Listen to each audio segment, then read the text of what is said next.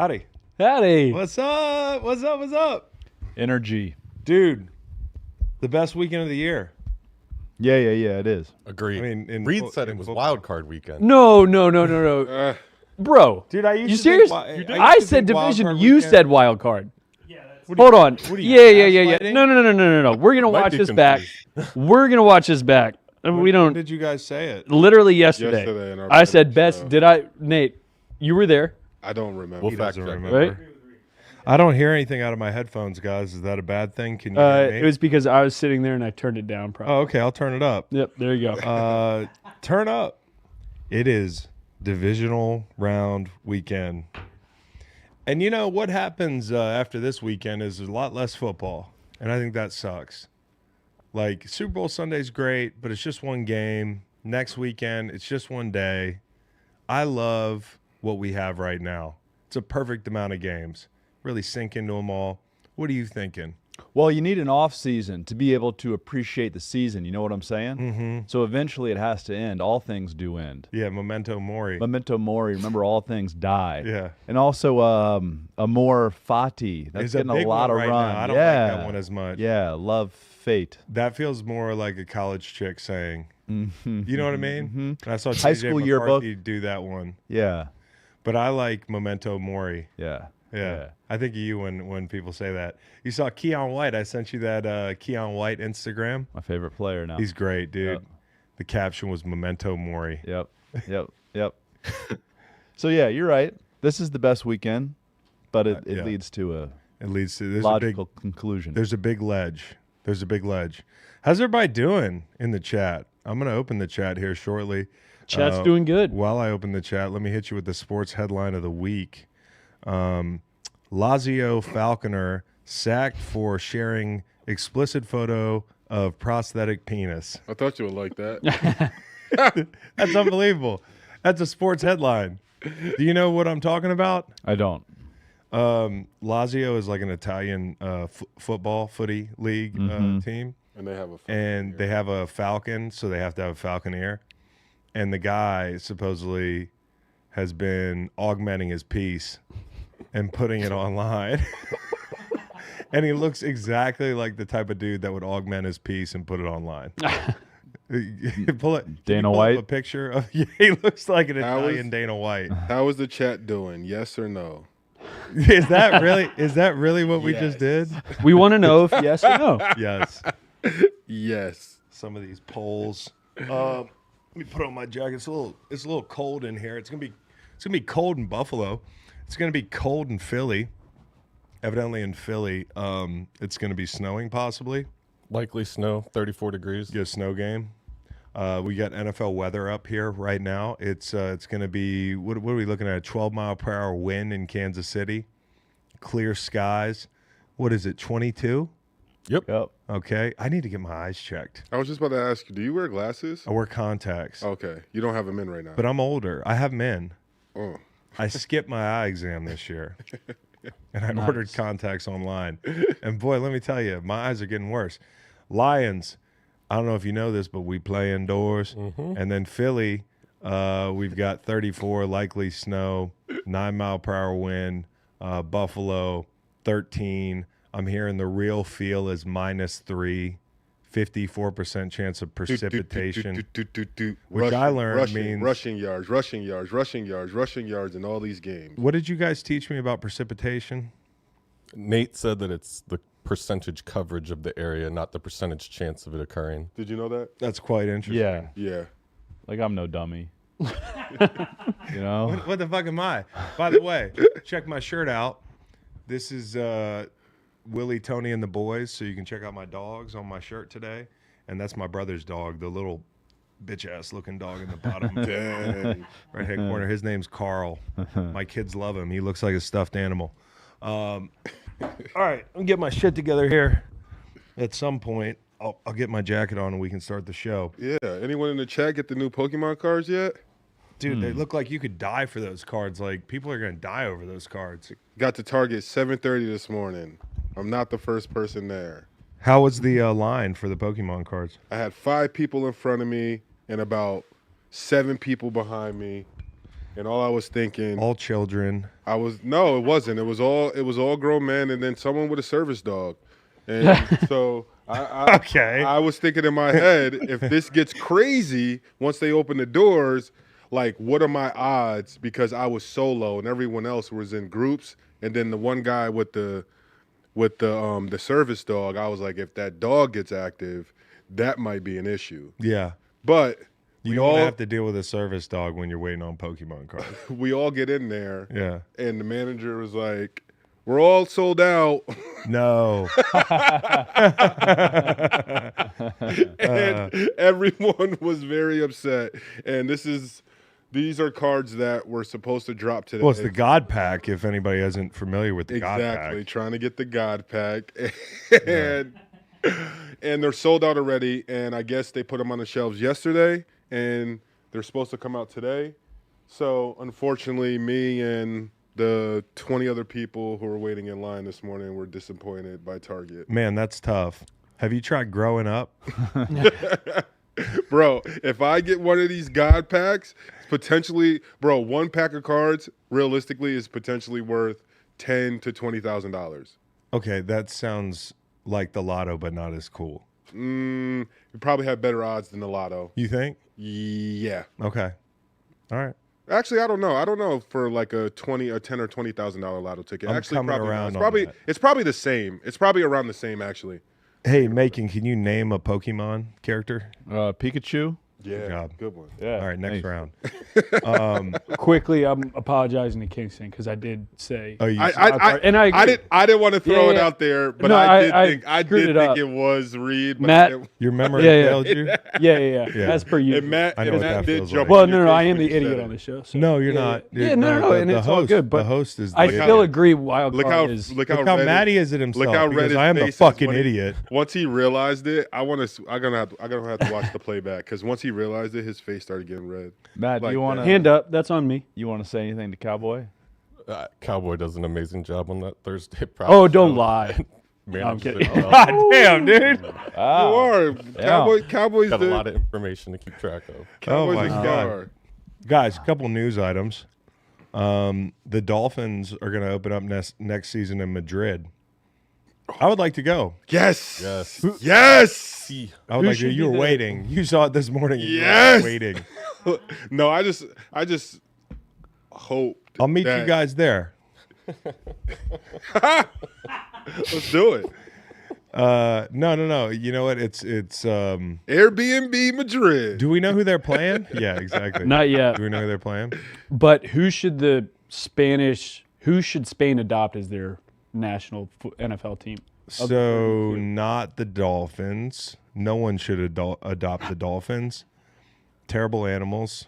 And the football team's perpetually The disappointing. Giants. Raheem Nunez Roches. You think that's a Spanish name? Yeah, I don't It know. might be. Nuevo York Giants. Yeah, Nuevo. I don't know what the most Spanish-looking team is in the NFL. Got to be the Cardinals. It needs How to do be you something because say- you know in I Spain, don't know how you say Cardinals in Spanish. gotta do you know in whatever Spain they have a sounds list. Coolest. They say they talk differently. Yeah, there's a certain accent in the Spanish language. You have Sure. to roll that S, roll that R. So we need to pick them a team that they have to say that's lispy. Brrr. Bronco. No, I don't think that's one of them. The Broncos. Los Broncos. All right. So we're gonna go to Madrid. I think we're doing MRP this week, most random player, and you had an idea for that, Reed? Yeah, it's the most random player that you can remember that had the most impactful divisional round game. I'll give you one. I got a random. I got one. Jeff Janis. Anybody remember why? He was in a graphic. 9 years ago, I believe, like today, yesterday, the Packers played the Cardinals in the desert, and they were 4th and 20. I watched it at a bowling alley. They were 4th and 20 on their own 10-yard line. They complete a shot to midfield and then hit a Hail Mary to Jeff Janis to beat the Cardinals in the divisional round. 7 for 145 and 2 touchdowns in that game for Jeff Janis. So that's my MRP. That's my submission. And the graphic that he was on all week is his 7 for 145 and 2 touchdowns compared to Justin Jefferson's 12 for 105 in Justin Jefferson's career playoff. Well, Jeff Janis, dude. He had a day. Who'd you have, Nate? Well, this guy isn't that random. He's a coach down at Norfolk State right now. And in 2003, he went to Lambeau Field as a rookie in those icy white jerseys and lit it up. Michael Vick at Lambeau, divisional game. His rookie. It's a little bit of a deep cut, Michael Vick. You know? Yeah, but I was trying to think.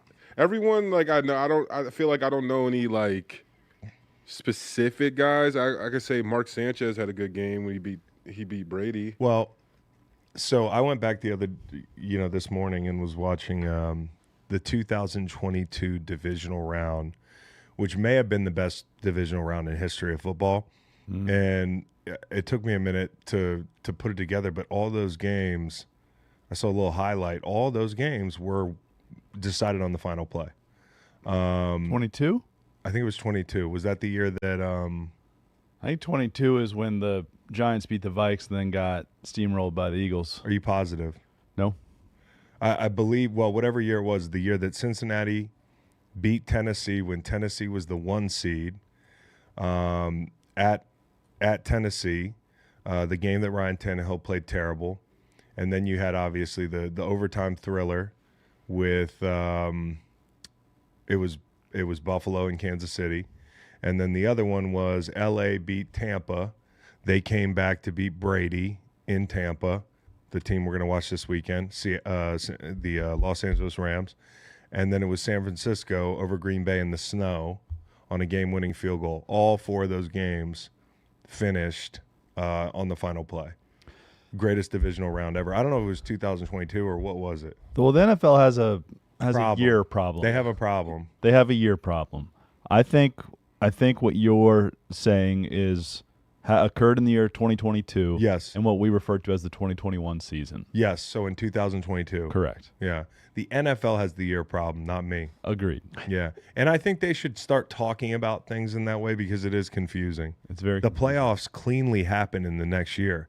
We should talk about the 22 playoffs, the 21 regular season. Were we still in? Was it still protocol with our fans at games? I'm trying to think back. Like, No. This is post. Okay. I believe this is post vid. All those years all run together. They like. Yeah. No. Because I was so at the close. Kansas City game. Okay. I was there. I was tailgating the whole Masked up? thing. No. No. I watched. I watched that whole game, and like you could say, Gabe Davis would be an MRP from that game. He's not so random because people remember Gabe Davis well because it's so recent. But that was the game that, everybody was like, "Oh, Gabe Davis is going to be the guy." At some point, he had like 10 catches for like 150 yards or something. But that was the most fun I've ever had watching a professional game. Hey, quick, don't think. What person. years did you win the Super Bowl? 2017 and 2018. Back to back. We going back. Now, to No, it was the 2016 teams. No, I know what you're asking. Yeah. What's the point of the exercise? The same thing. The NFL has this issue. Because Well, the if Eagles you- say they won 2017. You're saying the Eagles won 2018. Well, the Eagles won in 2018, the year of our Lord 2018, but Is it was when the they won. 2017 team. This is a problem. You see what I'm saying? Yeah. NFL's got an issue, But you're saying we need to go off when the game was held. in my opinion. So this season that we are talking about right now is the 2025 season. No, it's not the 2025 season. the It's 2025 24 playoffs. So we have to say Yeah. both things It's the every time. 2024-25 season. I only think it matters if you care, Yeah. which you seem to. Yeah. It's like Well, I care. And also, the league tries to work around it with the whole league year thing. yeah. So the official league year starts mid-March. This year it was March 12th. So that's kind of their workaround with it. Maybe we should just go off that. Yeah, maybe so. I mean, Maybe we should Whatever the fuck you do, I don't care. use the Roman numerals. I just want to preview the games. This is Super Bowl licks. Did you know that? Is it legs? It's licks. Yeah. All right, so What's that? LIX. you guys can submit your MRPs from any divisional round, any memorable. On But, Twitter, yeah, we're going to post it. Include Yeah. the game so we can Yes, yeah. wax nostalgic over the game. Yeah. All right, so before we get to the games, let's talk about the coaching carousel here. Matt, you've got a printout that details everything going on, everybody that's interviewed for these jobs, one-stop shop. I'll give you my thoughts, team to team. Dallas, let's start with that because that's going to be the biggest story, and it's the thing we're talking the most about is the Deion thing. Y'all's reaction if Deion were the coach in Dallas? I think it's inevitable. I don't know if it's inevitable. I think it's. I'm starting to think it could be like one of these things where, Deion's getting something out of this little media circuit going on around the possibility of him taking the job, leveraging, to try to get more NIL money, more resources, like what have you. Like also, it's pretty good for recruiting to be able to walk back into the building and say, hey, like the Cowboys wanted me to be their head coach. And for Jerry, it puts their team in the news cycle when we should be talking about Bills, Ravens. Here we are talking about the Cowboys. Like there is that side of it. Now he could be dead serious about it. And then you have to decide whether or not Deion's ready for the pro game. But I think the one thing, and I heard people on ESPN talking about this, and I tend to agree. I think it was Bart Scott was saying this, but like Deion's not new school. He's old school. He's like a really good mix of the old school and the new school. So from a cultural standpoint, I think he'd be just fine. Yep. The question is, it's the X's and O's. It's the adjustment to the pro game. It's everything that's way different than college. Like we have seen college coaches that were tremendous struggle in the pros. Who's to say that Deion's going to pick it up and it's going to work out just fine? Like if you're asking me to handicap the possibility of them being really good under Deion, like I really can't tell you. I have no idea. And it forces and anybody pretending to know, they don't know. Agreed. And it forces you to nail another hire because he's not an offensive coordinator. It forces you to nail multiple hires. I would think, and the former player things worked very well. Like I always talk about how Detroit's had a lot of former players on the staff, and I think that fits the culture up there really well. Like, I think Deion could bring a blue-collar element, an accountability element to that team. I think he's the kind of personality that could, like, he's not going to shrink when Jerry walks into the room. You got to be the alpha. And I think there's also it's kind of a narrative that Jerry meddles in everything, and he does, and he historically has, but I think he's less involved than he used to be. And I think he's big on loyalty, so I feel like this makes a lot of sense. But if you're Jerry and you think maybe you got one or two more shots at this before you do something else.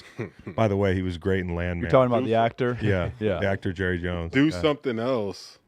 Well, I don't want to say die. I mean, he's taking it to the grave. Like he's made that clear, right? I guess so, but it's a euphemism. Yeah, I got you.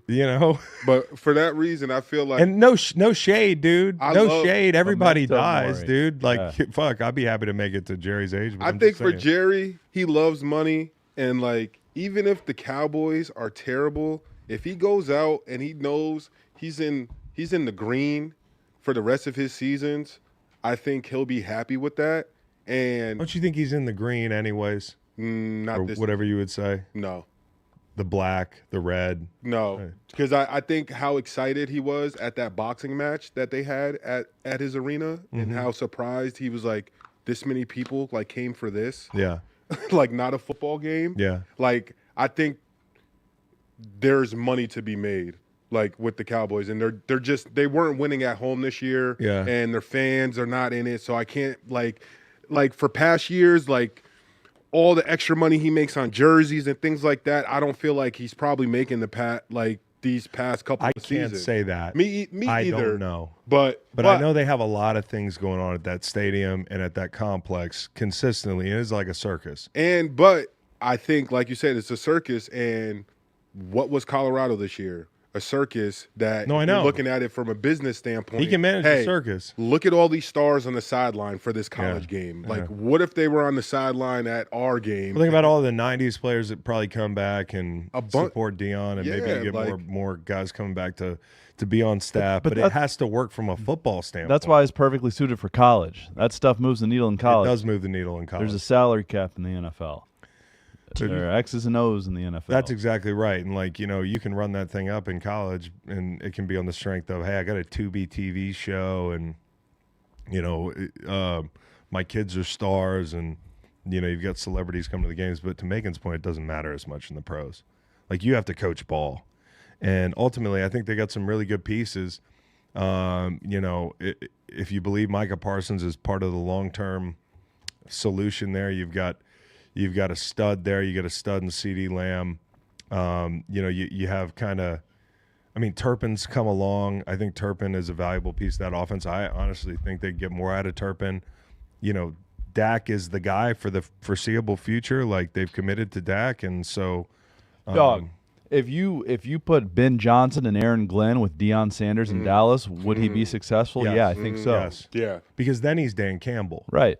Yeah. And I want to give him a chance and say, like, hey, listen, like, you know, I don't know that he can't coach at the pro level. I don't know that he can, but I do know that if he has two tremendous coordinators, he's probably learned a lot. Like, you had to build a program down at Jackson State, and, you know, Colorado, not a world beater. To your point, that's a lot of, like, what made them relevant was him. Yep.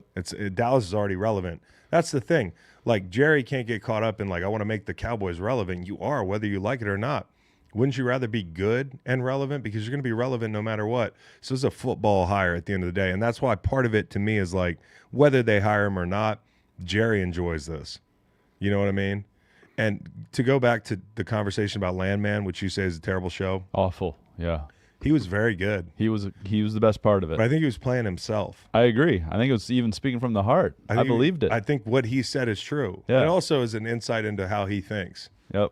You know, it's a little nugget. He talked all about how you need to work with your family. Work with your Keep family. your family close. All about family. That's why my 6-year-old is going to have an internship here soon. You guys are going to have to just deal with it.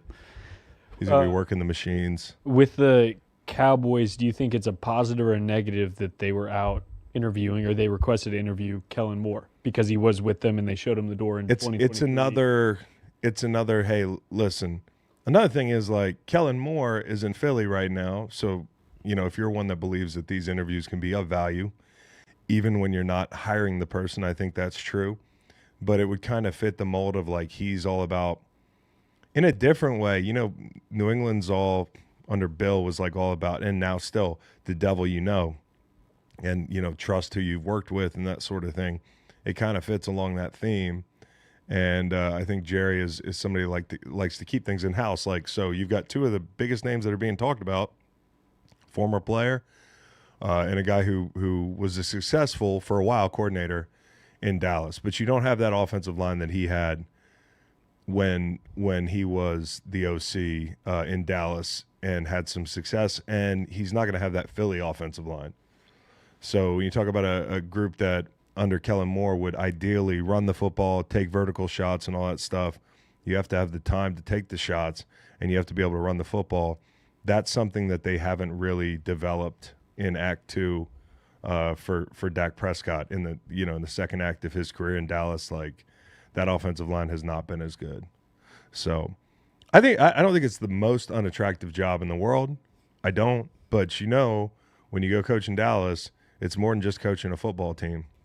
You know, juxtaposed to Jacksonville, where, you know, it's all football because the media market down there is not – it's not like a bloodthirsty market. The division's less relevant. It's less competitive.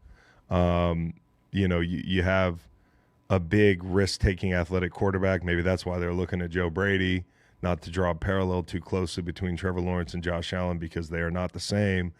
But that'll be interesting to see if a Joe Brady would leave somewhere like Buffalo to do that, because if I'm Joe Brady, I think no matter what he does, people are going to say it's Josh, but you are jumping ship to go somewhere else where the quarterback is not as good. It's going to be harder. So You talk about another thing is like having an offensive line. The Bills have that, and they have a really good offensive line coach.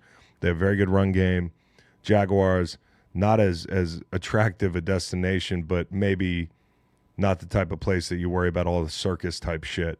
And Liam Cohen might be closing in on that job as well, which would make sense. Yeah, he's about even money on most lines right now. Do you know where as the favorite. I think Liam Cohen should be coaching? Tampa Bay. Tampa Bay Buccaneers. Head coach? Yeah. Liam Cohen. You weren't here on Monday. I kind of called into question some of the decisions, and well, not decisions as much. I mean, like certainly Todd makes a lot of time management decisions, which definitely grinds your gears. Yeah. But for me, it's the lack of discipline the team played with at the end of the season. Like at some point, that reflects on the head coach. We're not going to sit here calling for Todd Bowles' job, but now the big one for me is Chicago. Because as of this week, they fly McCarthy up on a private plane, which supposedly like breaks protocol and all that shit. And they are casting a wide net in the whole thing. But one of the names that doesn't seem to be getting any closer to the job is Ben Johnson. It's kind of, we put him there as a formality. Well, there's a couple issues with that. And, you know, like what Ben Johnson says publicly probably doesn't give you a clear idea of where his head's at. Is like, do I want to coach in division against my friends? You know, that's one thing. It's a good division, although I can make a case for like, hey, Minnesota doesn't know who their quarterback is next year. I mean, I think they do, but they don't know what that's going to look like. Okay, and at the end of the day, like come playoff time, and hand up, we've all been fooled. Like I got fooled towards the end of the season by Minnesota thinking they're like an elite team, and they didn't play like it. The offensive line got worse in the whole thing, but like teams come back down to earth. And so maybe credit should be given to Kevin O'Connell for putting them in a position that we talked about them being elite. And they're a little further out than we think they are in general. And so you talk about Minnesota, maybe not a juggernaut. Detroit might lose 2 coordinators, and Green Bay can't seem to take that next step. So, you know, while the division was one of the most winning divisions in history, like if not the winningest division in history, I mean, definitely due to the scheduling and all that stuff, it's not that tough a division. I don't put it up there with the NFC West back when I played. Like actually, like because when you think about those NFC West teams, they were both in the NFC Championship vying for a chance to go to the Super Bowl. You had LOB, you had these historic teams. San Francisco was incredible. Arizona was very good. We were, you know, a tough out. Okay, but the second part of this is even more important, and that's GM alignment. You know, and I think that's clearly what's driving Ben Johnson away from that job, with them retaining Poles and Cunningham. Not saying those aren't great choices to have in the building. I love IYC, the whole thing. But Vegas, the team that he's being closely linked to, just fired Tom Telesco a week ago, which seemed like a decision that maybe was going to happen anyways, but it's something that signals that they want to clear the runway for Ben Johnson. And having the conversations they've had with him, knowing that he supposedly loves Tom Brady, and there's a rumor that Mark Davis has floated some big number at him. That seems like it could be a destination. And I don't think if Tom Brady's there, I don't think he looks at that job. He seems enamored with Tom. And for a guy that, you know, has built some intrigue by being like, I don't want that job. That's definitely something. I was on Part of My Take yesterday. I said, you know, Ben Johnson doesn't put out. That makes him kind of an alluring, you know, name in the cycle. Oh, that guy didn't want a job last year. So if he wants our job, he must feel real good about it. That definitely adds to the allure of Ben Johnson. We'll see if he can bring that offensive line with him. You know what I mean? That's a big deal in running that system, and the 2 all-world backs. But I think the Vegas job being linked to Ben Johnson tells you that, you know, that GM alignment thing is real. And there is a chance that he stands pat again. Like, there's nothing wrong with that. There really isn't anything wrong with that. The result of the season matters. Like, if they win the Super Bowl, it's easier to move on. Like, you've achieved something as a crew. I do think it's easier to move on. You have to realize, like, the reason I didn't retire in 2018 as a player, I always remember standing in line at physicals. I was like the 4th guy to get weighed in coming up, and I'm sitting there thinking, like, get out of line. You don't want to be here. Like, just go. Walk out. I kept playing because I didn't want FOMO. I didn't want to miss us repeating and having to be on the couch and see that. So like, I was willing to go through it for a year and do something that I wasn't 100% in love with anymore. I was going to give it the same effort and everything, but like there is an element of like if Ben Johnson leaves and they fall short this year and next year win the whole damn thing, like that's in the back of his head too. So, Right. you know, that whether you're a player or your coach. So I had that happen in New York when I was on the practice squad, and teams were trying to grab me off the practice squad, and my agent kept being like, yo, we have a few teams that want to get you. Like, do you want to go? And I kept being like, yo, see if the Giants will give me like roster money, like so I could stay here. And he's like, why? And I was like, I feel like this is a Super Bowl team. And he's like, come on, dude. Like, you don't know that. Like, and I'm like, I just feel like it is. And I feel like I'm leaving a Super Bowl team and I'm doing well. And he's just like, you got to think about the money right now. what year is this? My first 12? rookie. 12. Careful. They win the next year. The Super Bowl of 2013? Yeah. Oh, what? Whatever it was. 11. 7 and 11. Yeah. They win the next year. Yeah. I leave. They win the next year. Yeah. Yeah. And when I got on the squad, the guy I bumped off the practice squad, Dwayne Hicks, I think is his name, from Miami, Yeah. D tackle. As soon as I went to Jacksonville, he got picked back up onto that practice squad. He has a Super Bowl ring now. He was on the Golly. So did you root against him in the Super Bowl? No. Oh, be that, honest. No, I didn't. That was the year. You would never. Me and Vic, we had a clothing line together. Oh, so yeah, you Vic was definitely, in. for marketing reasons, it would have been Vic helpful. was in the Super Bowl. Him and Victor Cruz had a clothing line Young together. Wales. Still do, Shout out because to I Young still have a Wales. T-shirt. It's called Young Wales. Yeah, good time. Vic's the man. He's been on this show. He's the best. But I think that's really interesting, and I think it's interesting for a couple of reasons. Number one, because that tells you Chicago, if McCarthy's the guy, I think he's a high floor guy. You know, if you're talking about not fucking the quarterback up, he's not going to fuck the quarterback up. You know, there's a lot of fans that don't like Mike McCarthy, but he rattled off, 3 12-win seasons in a row in Dallas. I thought this year he got them to play really hard at the end of the season. Like, you know, I know that he's this character in pop culture now that, like, is a borderline meme at times in football fandom, wouldn't you say? Like, people, McCarthy, Absolutely. there's like there's an attachment of a narrative there. But for me, part of the narrative is like, Great agent. what? Great agent. He's got a great agent. Yes. Good run in Green Bay. I mean, you know what I mean? Like, and yes, but he won't fuck that up. You know, Caleb will not be worse off for him being there. And, you know, if you're going with the high floor hire, don't hate it. Yeah, I've talked to Chicago super fan Dan Katz, who yesterday was like, it's going to be real complicated if he shows up because I've been dogging him for years. I mean, there's a lot of people that don't love Mike McCarthy, but maybe he's the right guy for the job.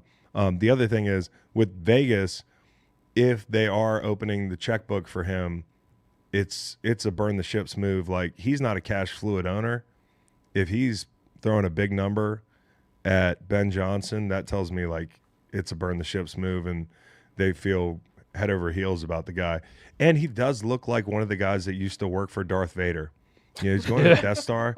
He does look like one of the guys in an extra or whatever you want to call him.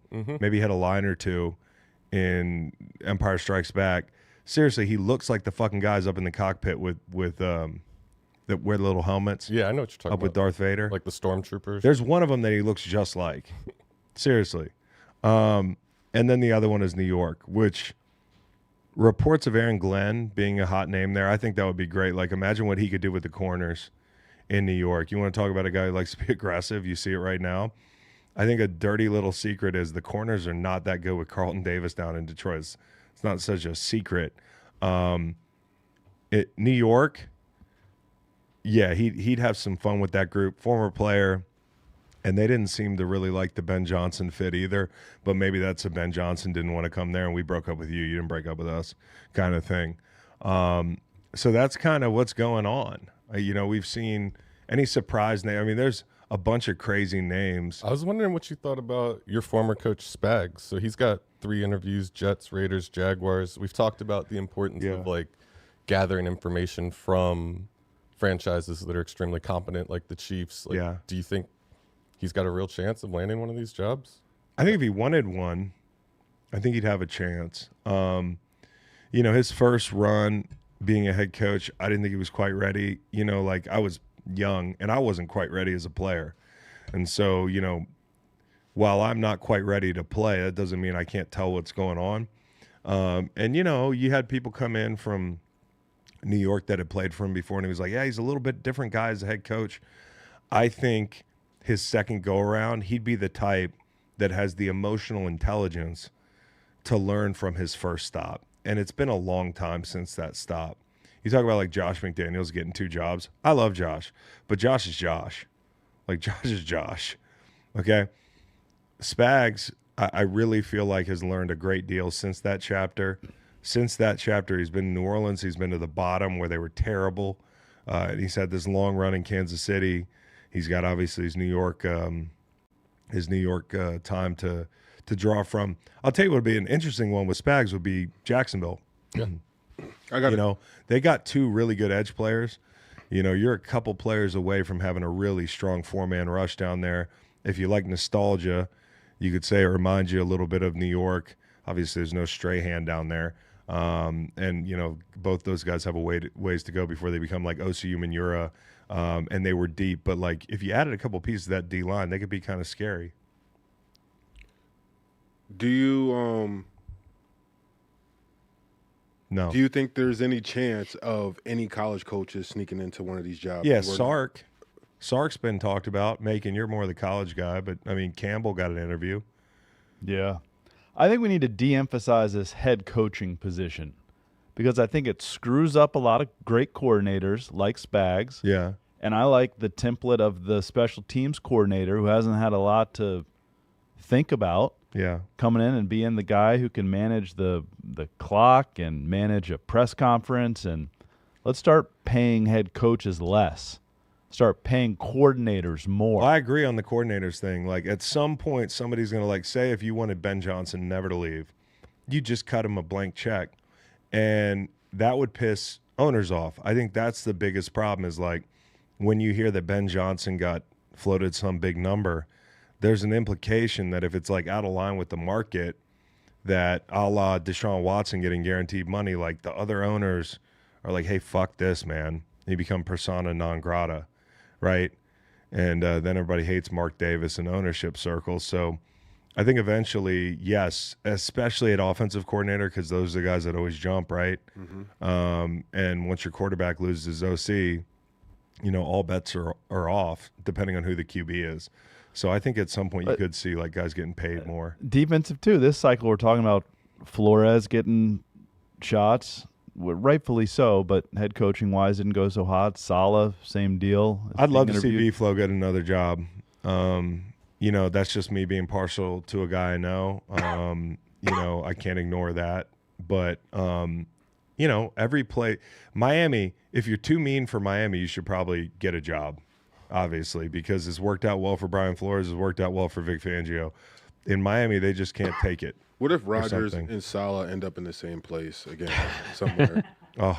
Like, it's going to be so great. Like, if Saleh just gets, like, a coordinator job somewhere. I don't think that's going to happen. And then, like, a team just needs a quarterback and they have to bring Aaron Rodgers in. I don't think that can happen. San Francisco. Yes, it can. Yes, it can. Do you think Rodgers gets another job? San Francisco's been floated. Oh, snap. That could that would be perfect chemistry. Where does Rodgers get another job? I heard Minnesota the other day. I'm like, come on. They want him to complete the everybody's so nice cycle in Minnesota. It's such a nice building. I'd hate to see him go there and it just becomes like a fucking circus. Rodgers should go to the CFL. Oh my God!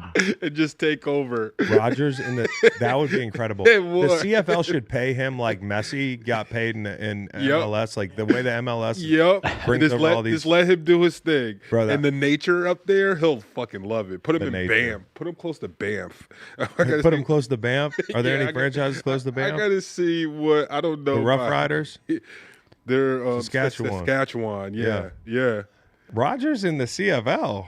Calgary, they would love him. Talking about boosting ratings, dude. Through the roof. That'd be crazy. The CFL should really start doing that, like overpaying legendary players that can't cut it anymore in the NFL. I'm not saying he can't cut it, but it's just a Take a complicated addition to your Yeah. team at this point. Yeah, Because at this point, you know what you're getting. you do. You know exactly what you're getting. You know? They'll accept it up there. Do y'all think Pete Carroll gets a job this round? I don't think so. He's Nope. been- I don't think so. I'm not anti Pete Carroll, but there's only so many of these openings. And I know who's not going to get a job and who's going to keep his current job. Who? Because his girlfriend gave us all the hints. My guy, Bill Belichick, Oh, I know. his girl said, we're committed. I know, but has Is he his, signed the is contract? his girl Mike Lombardi, Yeah. who cannot get off the internet, save his life? Guys everywhere, Yeah, you know? yeah. You know who I always get mixed up? Lombardi and Tannenbaum. You know? Jets bringing in Mike Tannenbaum to help him with the Dude, head you know coach what? hire. That's a heavy deal because, you know, it's going to go wrong. It's the Jets, and your name's going to be tied to it. So, Let me ask you something. If a franchise asks, say, hey, Chris, we want you to consult and help us I could help. bring in a head coach. I could help. How would you, what would be the first thing you do? Link the checking account Yeah. and get that direct deposit in order. And then how does that work? So you help them out, Yeah. and it's a terrible hire. Do they get some money back? No, right? From me? Yeah. No. Not a dime back. You know? It's just your reputation, but Ultimately, it's the coach's reputation, right? yeah. Nobody remembers who got, Nathaniel Hackett hired, who was on that firm in Denver. Everybody remembers Nathaniel Hackett. There's a thing going around that's like name a villain who was 100% right, and everyone's reposting Sean Payton, saying that was one of the worst coaching jobs of all time. Sean Payton. Sean Payton's been proved right on everything. Even when you thought he was proved wrong this year on Russell Wilson, he really wasn't Yeah. proved wrong. And it was like last year, it was crazy. It's like The even when same thing. Oh, my maybe God. maybe not exactly the same. I'd have to go back and look, but like the Danny Dimes thing this year where they were like, hey, it's too expensive to have you on the team. And they let him go, and everybody was like, haha, fuck Danny Dimes. But last year it was like Russell Wilson was like the biggest victim in the world because Sean Payton was mean. He was mean. Sean Payton, it's like the hustle and flow line. He's like, even when I'm wrong, I could have been right. And even when I'm right, it's like, I knew I could have been wrong, so I'm still right. He was proved right about Bo Nix.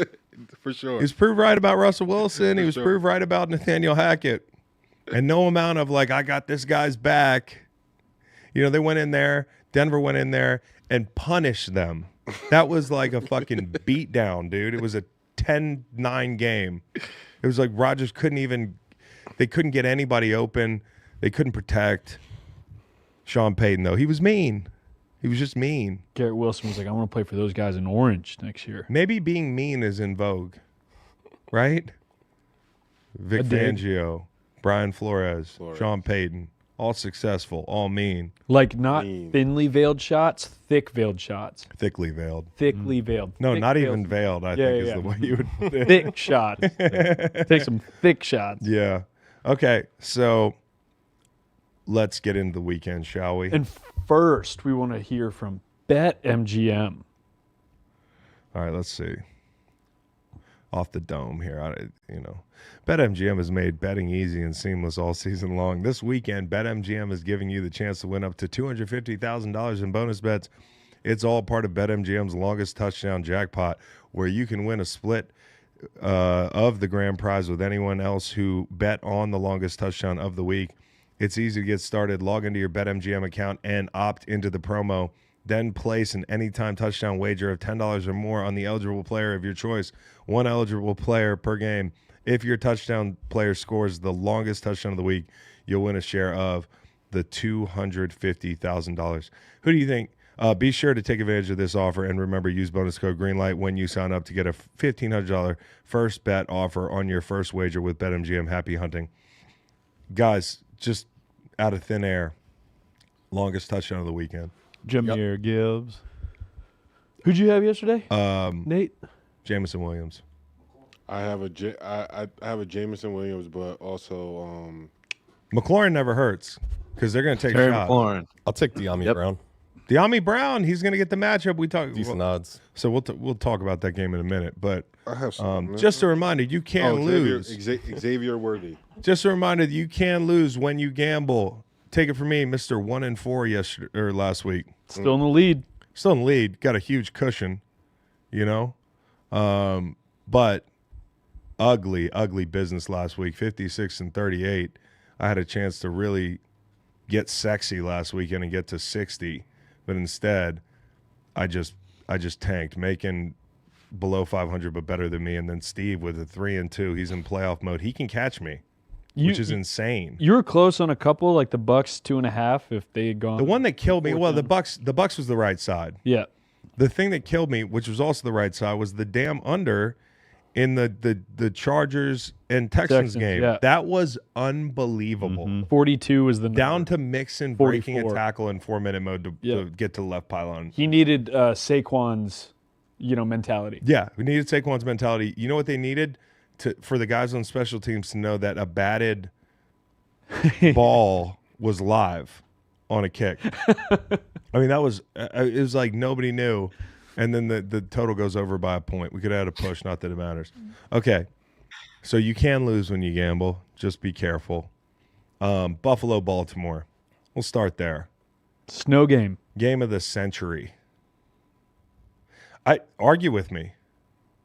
Non-Super Bowl? I mean, you could say one of those Brady Manning games, but like these guys are electric. Brady and Manning was a lot of fun to watch. It's a lot of fun to watch. These guys are more fun to watch. And with this weather, it's almost even I'm not more saying they're exciting. better. Yes. I'm not saying they're better. But these two guys do it all. They do it all. And Lamar this week, Lamar. they asked him, you hang out with Josh in the offseason. He says, the offseason not really chill with people in the offseason, especially other QBs. Don't get me wrong. It's not a problem or anything like that, but I'm trying to beat you. I'm competing with you. And they said, when you get older, we guys laugh about this. And I got chills watching Lamar deliver his answer because it is the most game time fucking answer. And the way he said it, look at his mannerisms, look at his eyes when he says this. He goes, when we're older, I'll probably laugh about it, but right now it's serious. He goes, I ain't laughing with you at all. And his eyes dart around the room. And everybody playing at this stage is dead serious about the game that they have in front of them. But with Lamar, I think he's so fucking tired of the narratives, whether it's, hey, in the postseason he can't win, or growing up hearing he's not a passer, to last year hearing, hey, run more. I think he's just tired of it all. And you know what? The people that say he hasn't gotten it done in the postseason will be right. He hasn't. But he's got a big opportunity this weekend to cement another MVP. Because if you win the MVP and you lose this game, I'm pretty sure he's not happy. This is the game for the MVP in people's hearts and minds, right? He can win the MVP, but this game is what matters to him. And I just think it's going to be an incredible game. It's going to be cold as hell. We looked this up. 4 games at or below 32 degrees for Lamar. Ran the numbers: 123 dropbacks, 8 touchdowns, 0 interceptions, 111.2 rating. This is the team to beat. Baltimore is the team to beat. Now, if we're going to do, and people are going to complain during these breakdowns that we're going to make it a little bit more one-sided with some of the information. I think sometimes what we're doing is, what I want this weekend is 4 great games. So if we're a little heavy on the dog per se, it's because I'm trying to give the dog a path to win these games. And I would say all those games like a pick 'em, that's swung to Baltimore, I think -1.5 or something like that. I think most people would say the better team right now is the Baltimore Ravens. And if Josh wants to make a case that he is truly the most valuable quarterback in the league, it's winning this game. And I saw some statistic about him not having any All-Pros on his team. It's like the first time that a guy, if he won MVP, would win MVP with no All-Pro teammates since Drew Brees in the aughts. So that says everything you need to know. Baltimore is a better team, but it's all about the matchup. It's all about finding the right matchups, and it's all about, number one for Buffalo is going to be, if you can get 12 hats to the ball, get 12 hats to the ball on Derrick Henry. I know there's only 11 people on the field, but I don't care who's there. Like, equipment managers, fucking people on the staff, like everybody's got to be and have studs, cleats, everything, different turf shoes. Try everything. Get your footing right, because if it's slushy, if it's slick, it on doesn't turf. matter that it's turf. Yeah. People don't realize that just because it's turf doesn't mean you can't slip. And these are two quarterbacks on both sides that you definitely want your footing to be the best it possibly can be, because thinking about trying to tackle Derrick Henry, if you're thinking about slipping or sliding, is probably not going to bode well for you. Not at all. I think the one thing that, like, hey, you or Cook on the other side either. He's no not, question. like, And both of them. And you like, know what? What's dangerous about him is he's a big jump cut guy, and he's going to try to bounce things and the whole thing. So broke off a 65-yarder against San Francisco in the snow earlier this year. No question. 35-10. And if you watch Josh throw the ball in the snow against San Francisco, it was a thing of beauty. And so, and as I alluded to, Lamar's been very good in cold weather. So I expect both these guys to be really good. I think it just I think it comes down to this. In the first game, which you can throw out, oftentimes you can throw out that first game anyways. The rubber match in the playoffs is always a lot different oftentimes. These two teams have changed a lot. It's not just Buffalo. Like Baltimore, they've gotten better defensively. Washington's been inserted in the lineup. They put the fire out at safety. Hamilton being moved to a spot where, you take some of the where's Kyle Hamilton out of it, but like he can get where he needs to go pretty fast. I mean, that guy's going to be around the ball, and you put him at safety. It has solidified their defense. Their offensive line's playing together. They're committing less penalties, I'm pretty sure. Early in the season, it was a sloppy run for them with the yellow flags. I think the biggest difference in this game, though, is on the Bills' side. And it's got to be, right? Because the gap between these teams, like if those two teams from September, October played each other, pre-Cooper and with the guys that they had on the field defensively for the Bills, I'd say, hey, it's the Ravens' day. But when they came out the first time, and you need all your linebackers when you play Derrick Henry, you need to be able to load the box. You need your little guys to play in the box. They played with, at linebacker in base sets, Spector, Dorian Williams, and Morrow.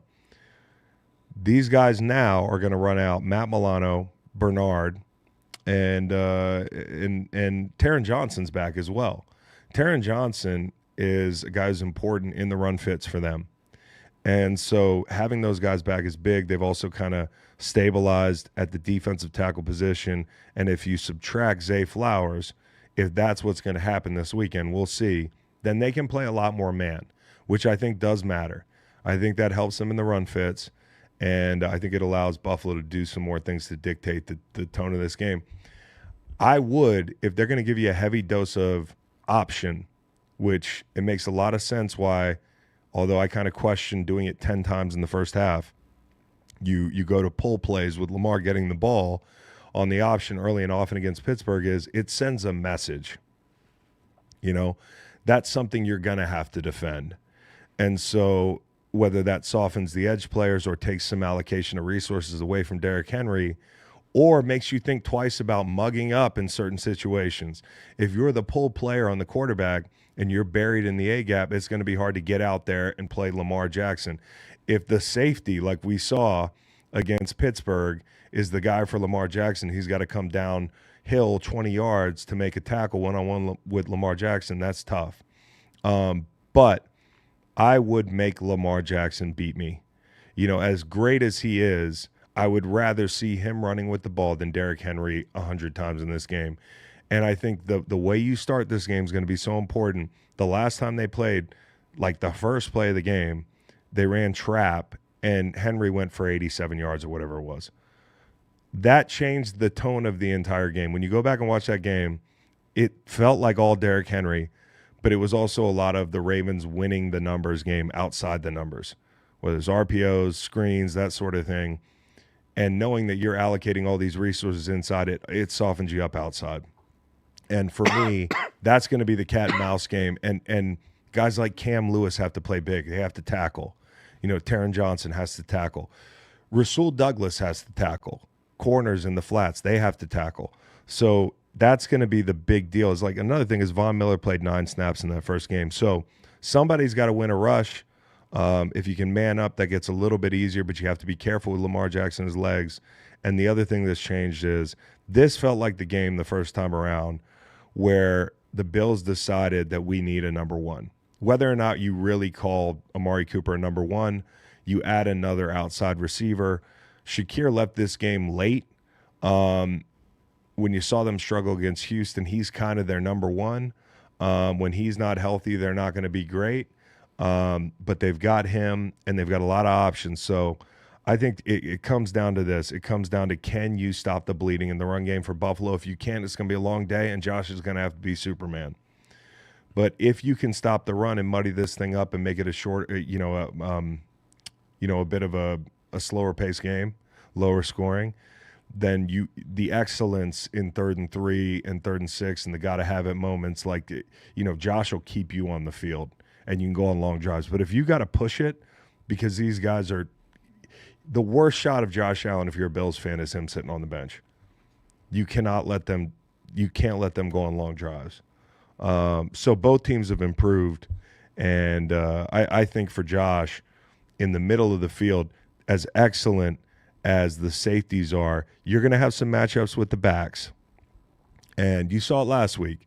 Gap scheme run, we're going to stay out of the outside, right? We're worried about Pat Surtain and company. We don't love our matchups. We're going to work the inside of the middle of the field. That's what he did. This week, I think it's more, hey, we're going to take some shots at Brandon Stevens. We're going to get the backs involved. And I think for Buffalo, it's just a battle of wills on defense. It's hats to the ball. So I don't know, man. This is going to be one of the all-time great games, hopefully. Todd Monken interviewing this week for other jobs. Does that matter? We always talk about it. He commented and said, hey, I don't love I'm looking at the rundown and I'm seeing Italian Soccer Club fires Falconer for prosthetic penis pictures, and I can't break this game down. Can you just scroll up a little bit? But I think Todd Monken said it out loud. He was like, this is a bit of a distraction. He did point out that, like, when coaches have to interview for these jobs, most of the work is done in the off season. That's what's said. But, like, why would you say it at all if it wasn't a bit of a distraction, right? So I kind of wonder how that plays out. Is he going to have his best game plan? Is that a distraction? On the other side, Buffalo doesn't have anybody but Joe Brady interviewing for jobs, and I know Monken had a couple this week. So is that a distraction for both those coordinators? I don't know. Can't wait. You mentioned the running backs. The Bills have a advantage with the running backs. The Ravens have allowed 42.4 receiving yards per game to running backs. And we said it was like a glaring thing last week against Denver. Yep. This week, I think it's still a thing. I think on the other side of things, like Mark Andrews has got to be big. And likely. For sure. Yep. And I think likely in the screen game especially, but like Mark Andrews has got to have a big game. And, Zay, what's the latest on Zay? Out. Not officially, but there's a lot of buzz this morning. It's not going to happen. And this is a big difference. I mean, he's their best man beater. So if you think about getting in man coverage, you feel a lot better if he's not on the field. So these two teams had the exact same point differential in the regular season, plus 157, tied for first in the AFC. The seventh matchup in postseason history between teams with the same regular season point differential, and first in Super Bowl LII, no year. Lee. Thank you. Between the Eagles and the Patriots. Listen, per NFL research, if we're lending. These two guys are. If you talk about like entertainment value, the other guy in Kansas City he's him. But these two guys have. It's easy to forget about them over the course of the last 5-7 years. And Josh has played fantastic in the postseason. Lamar has not been his best, but he also did a nice job last year in the cold. I mean, it was very cold in Baltimore for that Houston game. I'm not worried about the elements with either of these guys. It's going to be hard to tackle them.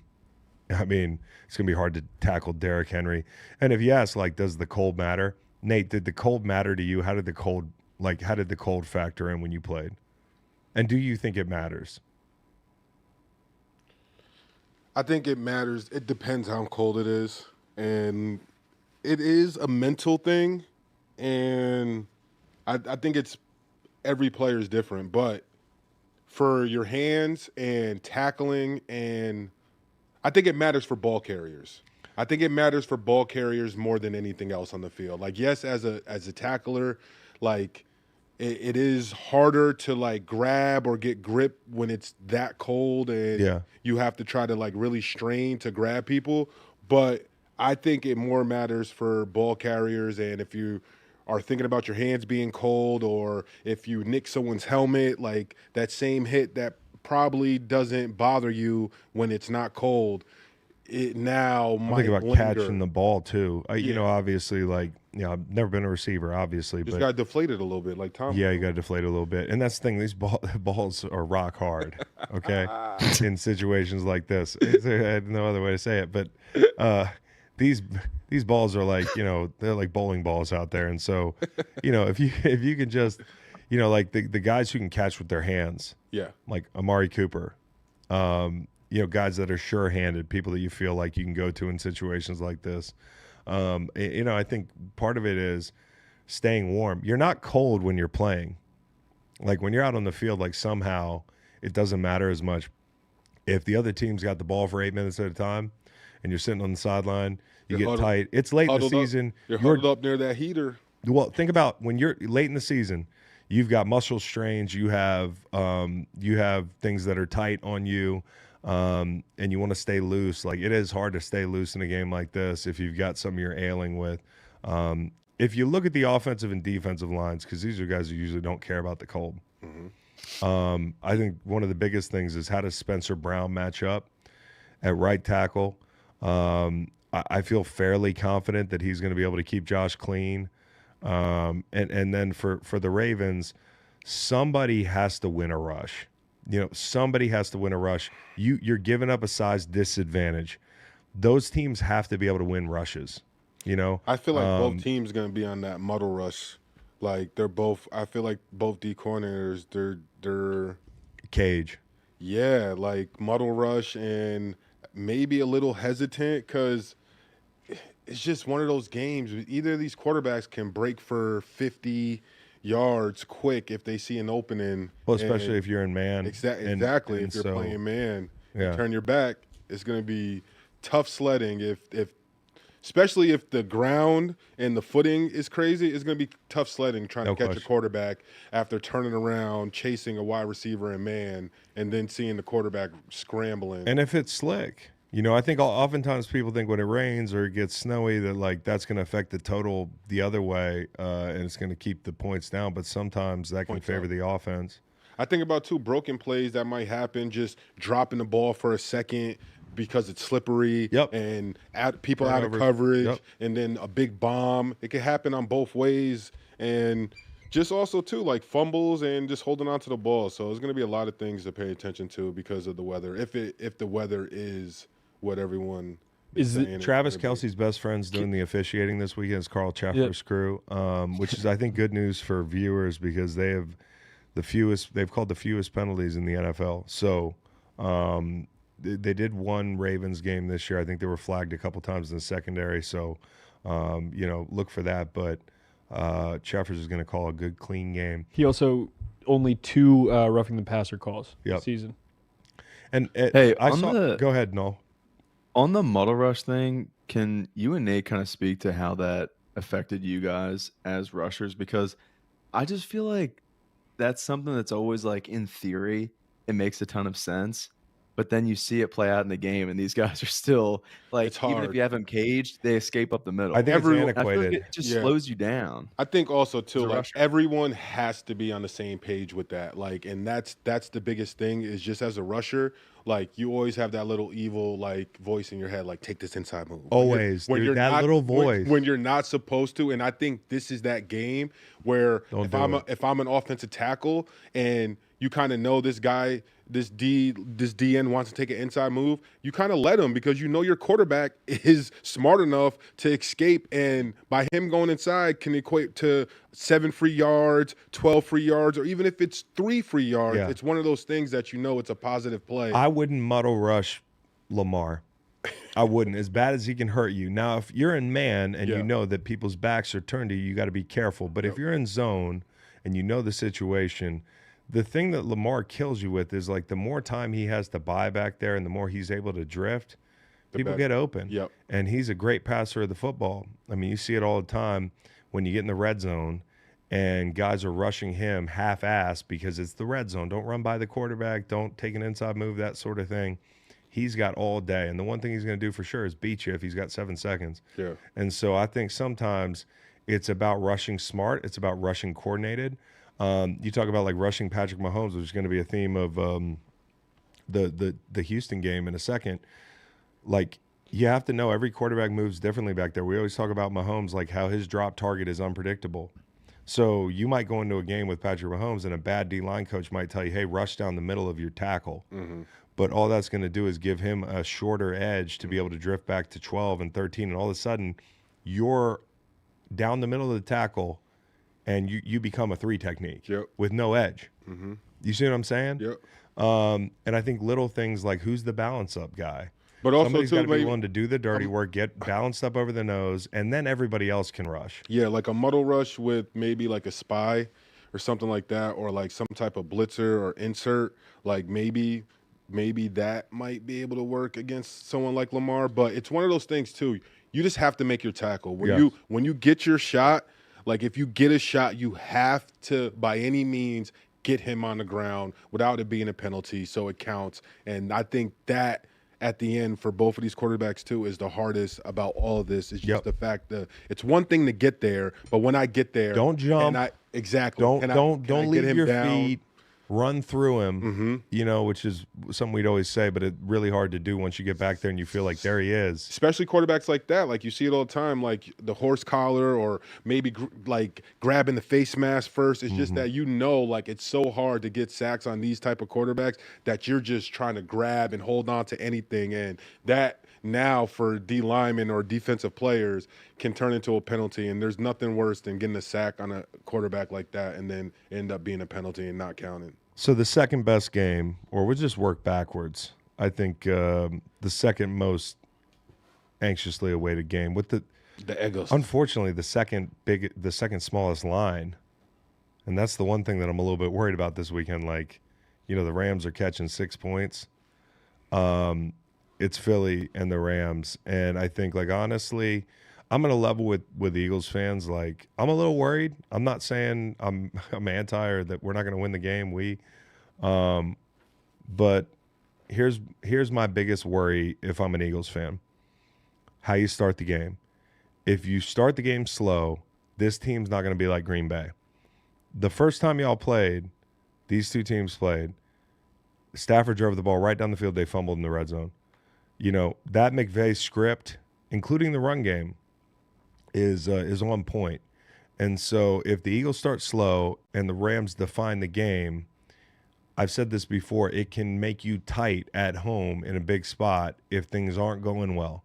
And the thing that half the fan base is waiting for to happen, which is either Jalen to throw an interception or them to go scoreless in the first quarter, becomes the thing.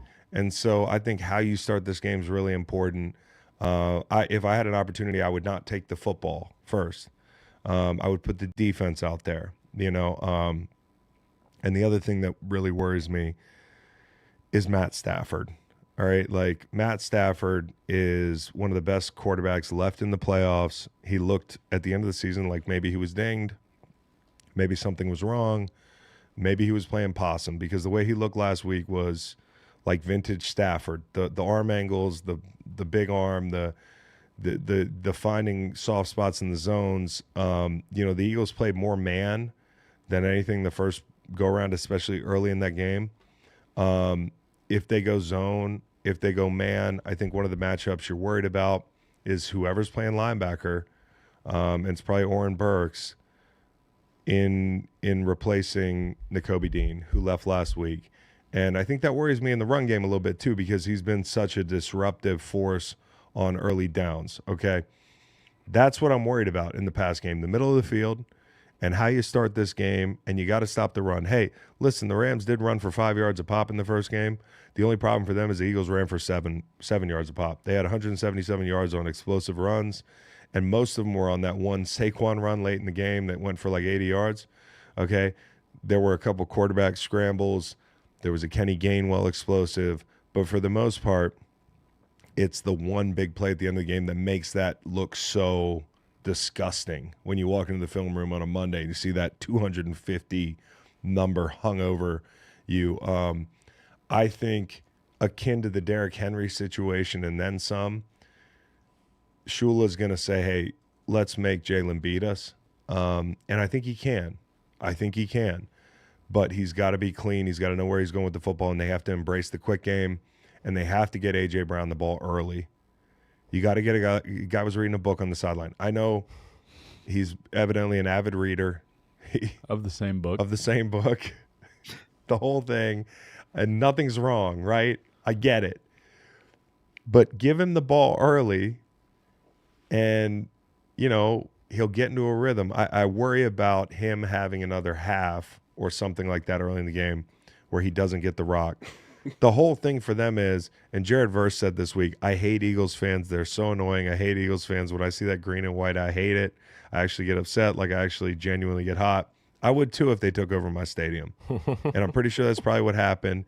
And I would, too, if the Eagles gave up one sack in the first matchup between these teams. And I think that guy, where did Jared Verse grow up? Ohio or something? He's got this long-standing hatred of Eagles fans. Well, you're really going to hate him after this weekend, buddy. And I think it comes down to the Edges wrecked the game last week when they played Minnesota. And they barred Aaron Glenn's game plan, and they said, hey, we're going to man up, and we're going to make Sam Darnold beat us. I think the Eagles' passing attack will be different. I think they have to call quicker developing routes. They have to have hots. I think the run game puts them in a different stratosphere than Minnesota when it comes to defending this group, especially with an undersized front. Nolan threw out the word physics, which I love so much. I took it twice in high school.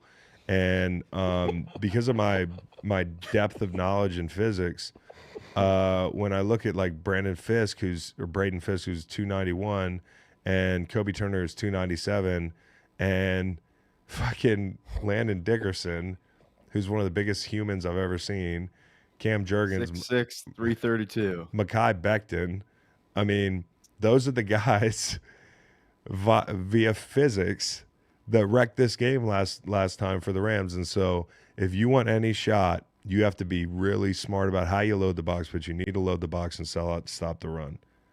That to me is the key to the game for the Rams. If Saquon goes for 150, it's over, But if you can keep him around 100, 120, something like that, create some negatives. They only had one sack. Eagles had 5 sacks. I think the line of scrimmage in this game, you talk about all the time, your PFD, your flotation device, your get out of jail free card. If you're the Eagles, it's the guys up front. So that to me makes me feel really good about the game. The quarterback, and I don't mean Jalen, the other quarterback worries me. The other coach worries me. You know what I mean? Mm-hmm. Like they've been there, done that. So, and I think Eagles fans get pissed off sometimes when you give credit to the other team and paint a picture of how it could be a game. You got to show respect to this group. You got to show respect to this coach. They know what they're doing. So to the Rams coaching point, the Rams are 4-1 against the spread in road playoff games under McVay since 2018. I was not going to say that because now he's public info winner. But also for Saquon, in the 8 games previous, the 8 rushers that had 200 yards against a team in the regular season, none of those players had more than 100 in the second matchup in the playoffs. Somebody pointed out Vic having McVay's number, and honestly, I almost went back and looked at that Chicago-LA game from, 18? I don't know if it was a playoff game. It might have been 19. But it was a low-scoring game, and the points were kept down. That game was in Chicago, another cold weather game. So I ain't saying we might not kick the doors down, but the way you start this game is going to be really key. And don't forget about Kyron Williams and this running attack, which you're down one of your guys in the box who's been such a big part of that run defense. Elements. We didn't talk about elements. You got to here move the as front. If you're the much as Rams, we you did in got to move the Buffalo. damn front. Giff Smith, you got to move the front. What you do when you're outmatched in the run game is you move the front. And in doing that, everybody's got to be really good with their fits. What were you gonna say? Snow, Hanks? weather, Snow, cold, weather, LA, cold, LA. Stafford doesn't like it. I know. That's what they say. Georgia boy by way of a no. I feel in if Detroit. I feel if anything, the Rams potentially could be affected by the weather if they don't have their mind right. I just feel like it's something. Because you said that it's mental. Well, their team is a team that they don't get to play in this type of elements, or they're not practicing. They don't have the opportunity. It's not as cold as it is, and I just feel like these East Coast teams, it's something where the back half of the season, you kind of already been practicing in this type of weather. It's been cold. You kind of, if it was a problem, you should be acclimated to it by now. Yeah. So I think that might be an edge, but again, it's more about the ball carriers. It's just like the running backs. If you get tackled and someone puts a helmet on your hand, is it something where you're going to be quick to cough it up or something like that? Interestingly, in the McVay era, when they played in the playoffs, they had Dallas at home in 18. They went to New Orleans. That was the Super Bowl year. They lost to New England. And then the next year, the only time they played outdoors somewhere cold in the playoffs has been Green Bay. Now, they were playing I forget the kid's name, Wolford. John Wolford. Yeah. And they lost the Packers by 2 touchdowns, but they were shorthanded. They also beat Seattle up in Seattle. I don't know what the temp was January 9th. It probably wasn't pleasant. But if you look at their playoff runs, they went at Detroit last year. They played Arizona the year before at home. They went to Tampa. They played San Francisco at home. They have not played a bunch of cold weather games in the McVay era outside in the playoffs. So could be a thing. We'll see. I mean, they looked a lot different against the Jets, right? If Rodgers didn't do a lot to trick that game off, Jets weren't the Jets. I feel like the Jets beat them in New York a couple weeks ago. Weather-wise, a little historical game for you. Nolan will remember this game, but in 2013, Lions go to Philadelphia. 34-20 is the final in the Eagles' favor. Detroit scored 8 points in the first half. It was 8-0. Dumping snow. Nick Foles went 11 of 22 for 179, touchdown, a pick. McCoy ran for Foles got big hands. 17 big hands. Who's holding on to that ball? 80. McCoy 217 yards, 2 tutties in that game. Stafford ran 10, wild. 25, 151. Yeah, dude, that was a lot of snow. I don't think we're gonna get that much, but you're right. I mean, it is More interesting snow. that The more Stafford snow, the has better. played in a snow game in Philly. Philly. We might get another one.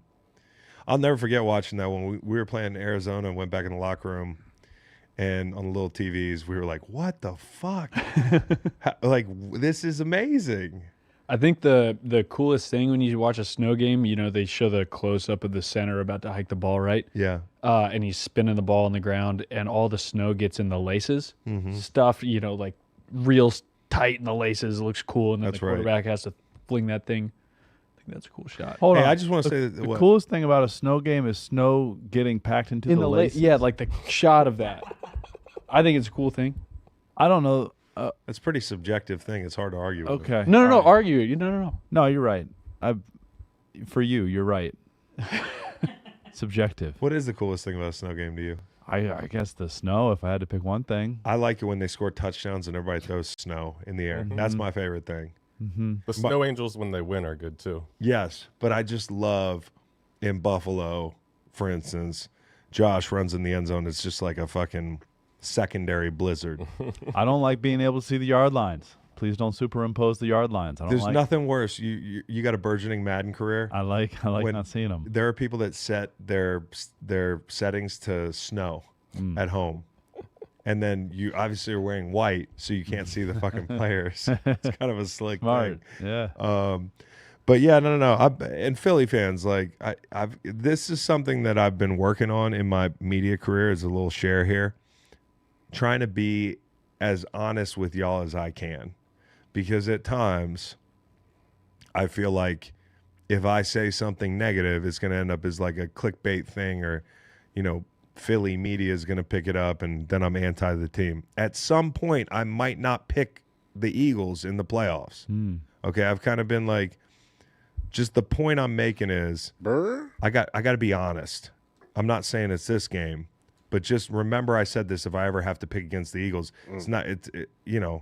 I'm a fucking national media member here, right? I can't be Harry Homer my whole career. Like, I thought about this the other day. I was like, I've never outright picked against the Eagles in the playoffs. Like, at some point I'm going to have to do it, and they're going to be like, you hate the Eagles. I'm going to be like, I've been picking the Eagles for 7 years in the playoffs. At some point I'm going to have to, walk in here and be like, I don't feel good about it.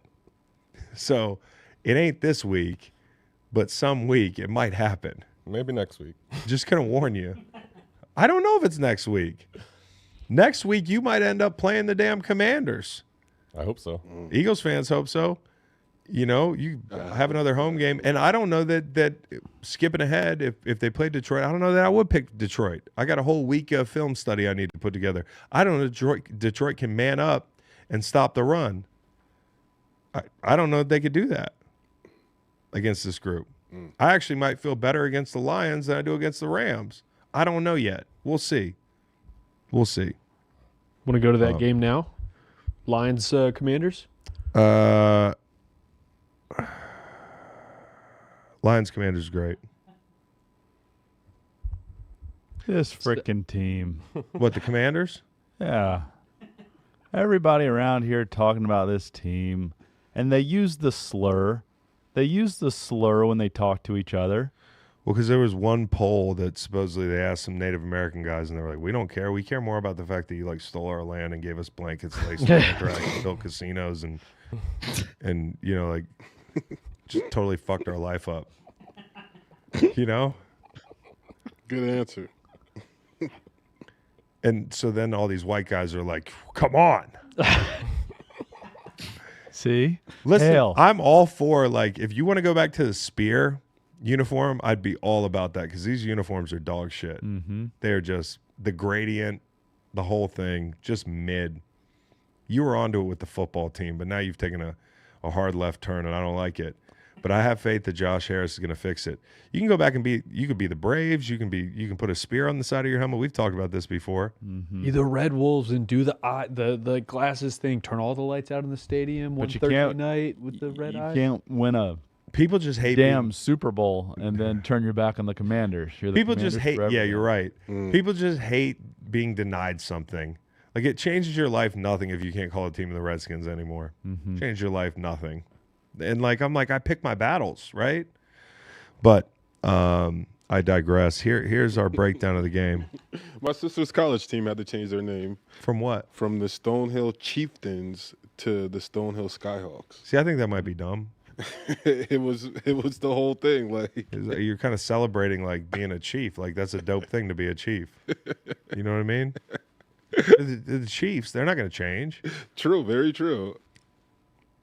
We talk about Miami Hurricanes. Hurricanes have wrought a lot of destruction across our nation.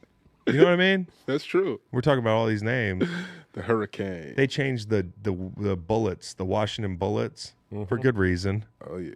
You know? And yet they leave the New Jersey Devils alone. Right. I bring all my guns to work. Gilbert Arenas. Oh, God. His personality is pretty funny. It's hilarious. His son, and everyone's gonna have to deal with him because his son is amazing in basketball. Really. His son's 19. He's really good, huh? Oh, beyond good. They have videos of him already. He's playing in pickup games with NBA players, and you're just we're gonna hear about him for a little while. What do you have pulled up here? I was thinking about famous inappropriate team nicknames. The Houston Colt 45s became the Houston Astros. I don't know, man. Oh, Colt 45. And 2 zigzags. Maybe that's all we need. When I think about Colt 45, I think about who'd they used to have on the billboards? They had the old Colt 45 billboards. They had an iconic actor up there. I can't remember who it was. You can pull it up. Billy D. Williams. Yeah, Billy D. Williams. Works every time. That's what it says. Brought up Star Wars a few times in this episode. Yeah, you're right. For real. Okay, Commanders Lions.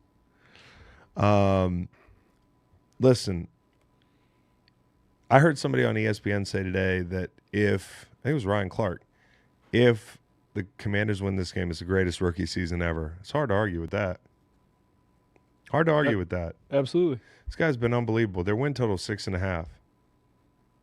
They weren't supposed to be here. Their free agents were joining this team not knowing. It's like when I went to Philly, I didn't know. I was doing it for myself, And these guys had to know even less. There were odds to win it all 150 to 1 in the preseason. I think they're probably 40 to 1 now or something. Yeah. I don't know what they really are. The closest long shot left. So right now in the playoffs, I exaggerated is the that. Okay, who's at 30 to 1? This is the preseason. Oh, really? Preseason, okay. Yeah. Preseason. What do you think they are now? I have the answer. You were pretty close, 30 to 1. So there you go. Texans with the longest shot at 50 to 1. It's still a long shot. 5 rookie quarterbacks have made the conference championship game. Would you like to know their names? Michael Vick. Hold on a second. And they were starting? Yes, sir. Oh, this is good trivia. Michael Vick is one of them. He just said the one that he referenced earlier in the show. Michael Vick, not on the list. Oh, never mind. Oh. You really fucked us there. What did you just ask? 5 rookie quarterbacks have made the conference championship. Are they going to be obvious? No. Oh. None of them obvious? 2022. Oh, there's one in 22? Brock Yeah, Purdy. Brock Purdy. Brock Purdy. Yeah, Brock Then Purdy. it's 2009. But that was 2023.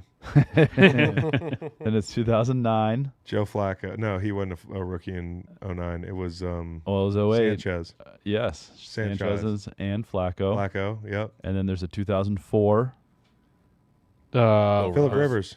Roethlisberger. Big Ben Roethlisberger. Oh, Big Ben, yeah. And there's a 99. And they won that year. 0-4. Oh, I thought are it was these. 05. 0-5 now are these? Before Purdy, they were. So what year was that for him when they played in Detroit against the Seahawks? Was it his second year? Probably his second I year. think so. They lost 41-27 to the Pats in this championship game. Got you. 99. Got you. But he's unbelievable. And if the Lions are going to man up, hold on to your butts, man. If they're going to blitz him, he's definitely handled the blitz well this year. I think this game comes down to, can the defense for the Commanders just keep it to where you don't have to score 40 points?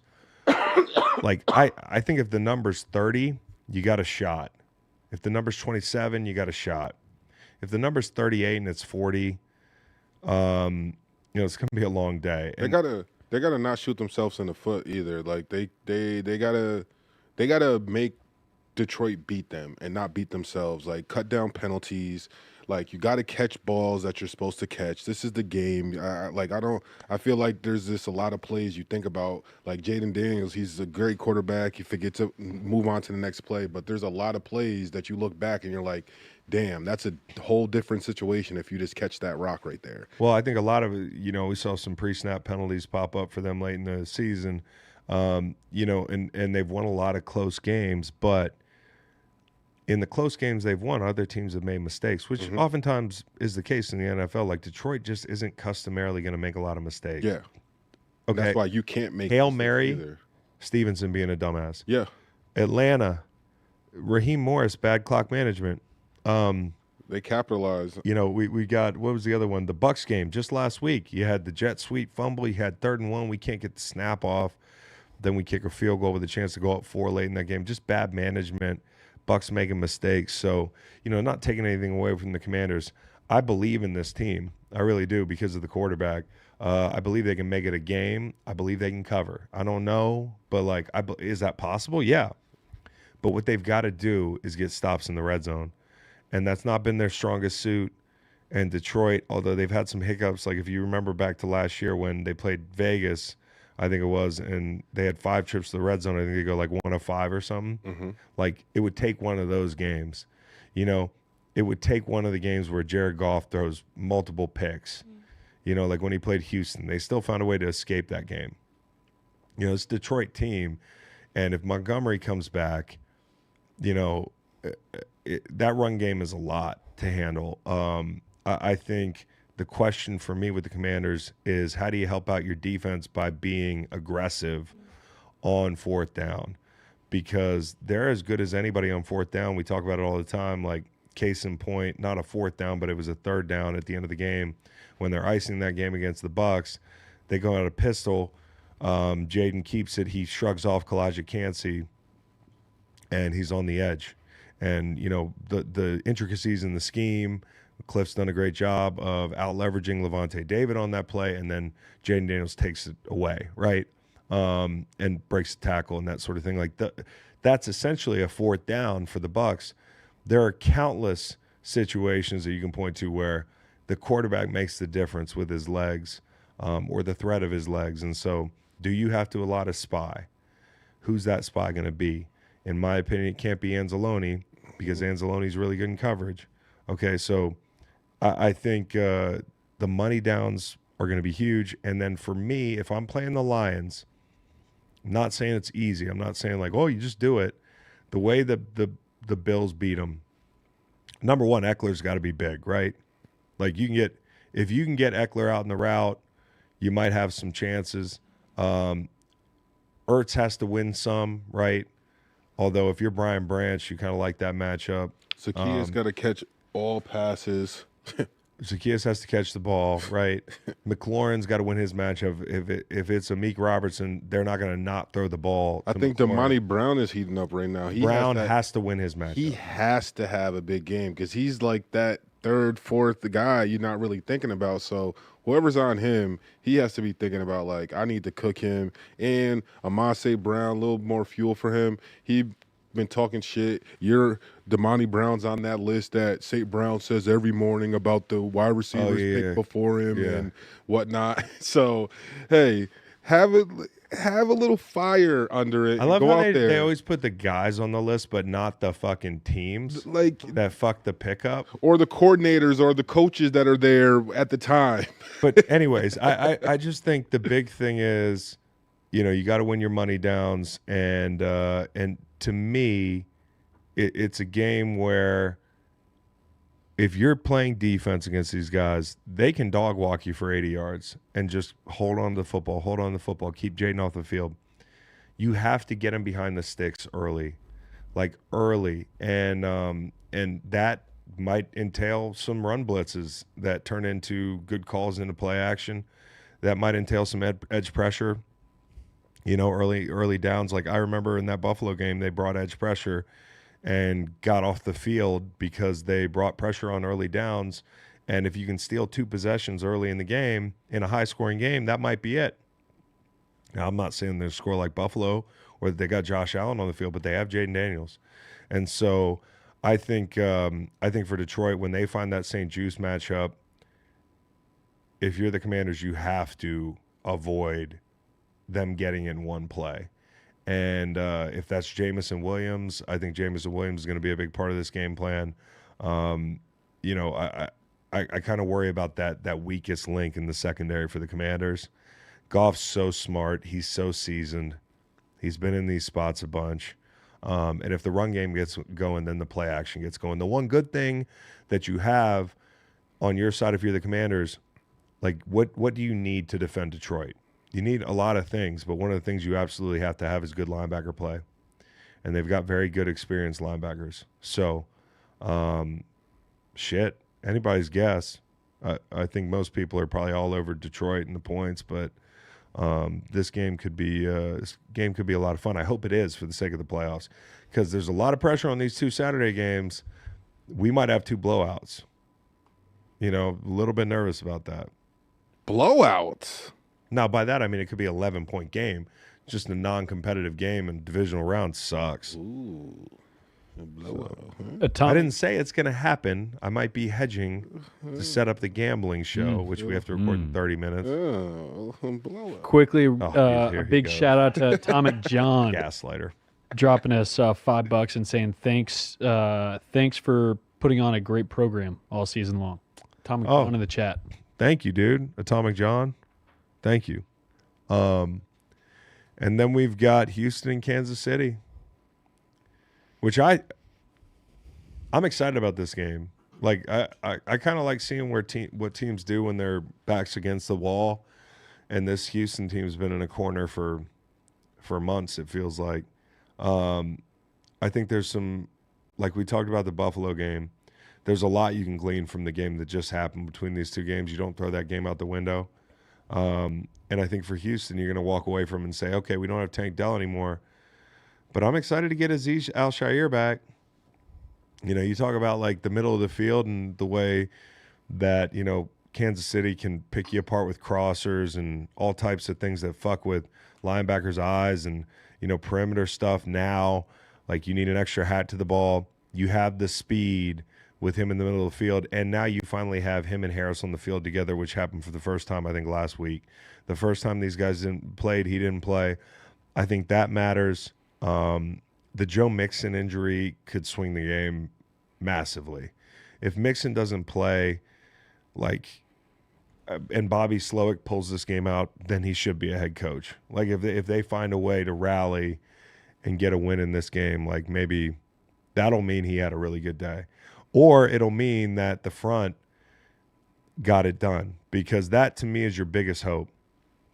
I actually don't hate the matchups defensively for the Houston Texans. In that first game, another reason you might not feel so bad is you walk out of it and you say, we blew a bunch of coverages, man. Like, they got in stacks and bunches, and it felt like we couldn't sort them. You know, the guy's wide open in situations. And it was 3rd and 13, and Mahomes took off for 15. You know, that type of thing. I mean, like, they broke their backs with scrambles. It felt like they had so many opportunities. And I'm not talking about 3rd and 3s. I'm talking about 3rd and 7s, 3rd and 14s, where they just couldn't get off the field because Mahomes was too good, or because they couldn't sort the mess coming out of a bunch or a stack. And so, you know, this is a team that's going to man up. They're going to hold their disguises. Like, they're going to move late into too high or move into cover 3. Like, that to me is going to be one of those things where I'm like, just be careful. You know, be careful. Don't trick fuck yourself trying to show Patrick something that he already knows is coming. You know, like, I've seen them look like they're in too high, and then all of a sudden they move late to 3, and Pat like knows he can hit the out right now. Like, he knows, like, before the ball snap. He knows before you start your stem. And so you just have to be very careful if you're that defense and trying to get too fancy. The front can win. I really believe that. Joe Tooney, who's been very good for them, they're going to have to help him on Hunter. And I think that's going to be one of the matchups of the game. You know, the disadvantages that they might have had in that first game as well is, like, Hollywood Brown just came back. The offense changed starting that day, and I feel like that's how they want to run it. They're gonna dink and dunk you to death. You know, if you man up, the corners have played well, right? And I thought Worthy. This was a game that Worthy got used a great deal, and it was like the offense, they didn't go through Worthy. Like, when it was got to have it situation, they went to Brown. But how you defend Worthy really matters. You know, whether it's Lassiter or whoever, you know, and everybody's given up a little bit of speed on this guy. But I think Mahomes is going to be working on a sped up clock because of the rush. So I wouldn't worry as much about the go balls, although they almost hit a couple of them. I think Watson might have dropped one in that first game. Houston had some opportunities, man. I talk about this one turn in the game. There's always turns in the games where you have chances. And there was a point in that last game where you lose Tank Dell and everybody's freaking out, as they should have been. And they get the ball at midfield after a stop, and they have a chance to, I think, go up or tie the game. And the execution, man, fuck up a screen pass, dropping out, and they're punting. And it's like, this is the biggest moment in the game, and this is what makes Kansas City great, is they're going to let you make the mistakes. Kansas City's not going to fuck shit up. And so for Houston, I think their biggest enemy is not only having to contend with Spags, who now has a full deck with Watson coming back, you know, playing a team that's given up the most free runner sacks in the league, pressures. He's going to bring pressure. Stroud has to be really good. Stroud can't put the ball in harm's way, yet he might have to because Mixon might be out. And so the deck is stacked way against this team. But if you just look at it from a defensive standpoint, I feel like this group, and they know they have to win it, much like last week, whether that's red zone stops or turnovers, that's your hope right there. The 4-man rush and maybe getting Mahomes to force a ball here and there. And then you have to take advantage of it. But they have all this rest, and you ask, are they going to be rusty? They've never been rusty. The last time they were rusty, they still ended up winning the game. It was against the Texans in 2019. They're down 21 points after a bye, and you thought, oh, they're rusty. Well, maybe they were in the first half. 30-some. Yeah. So, and that's not the same team. If they're rusty, this team, and they get down, that's a different story. But back in 19, that was not a problem. So, and look for Patrick Mahomes to be rushing the ball. He's rushed for 10 additional yards per game in the playoffs compared to the regular season, and has twice as many touchdowns per game. Dude, and that's what killed him the first game. They went on a really long drive their first possession of the game, the second possession, and they capped it off with a Mahomes scramble, I believe, where he trucked somebody in the end zone. And, it just felt like that kind of day. How you start this game is going to be really important. It's going to be really important. You said in another situation where I might kick the ball if I get a chance to kick it or receive it. If you're Houston and you receive the ball out of the gate and you have a choice, like, you should probably be fired. Like, there's no way I'm taking the ball at Arrowhead the way this offense is playing. No way. You want to see if you can get a stop or a short field, or if they drive the length of the field, maybe you can make them kick a field goal, and then the air's out of the place a little bit. But you cannot say, hey, we'll take the fucking football, and Chris Jones is going to be picking up my teeth off the grass and place going nuts, and then the floodgates open. Or Houston comes out, gets a defensive touchdown to start the game, and just rattles. You're going to bet it, aren't you? I got to find a team to place. I was thinking about it yesterday. If any team this weekend, who do you think has the best for an chance? anytime defensive touchdown or special teams? Or special teams? It's bad to say, but I think the Rams.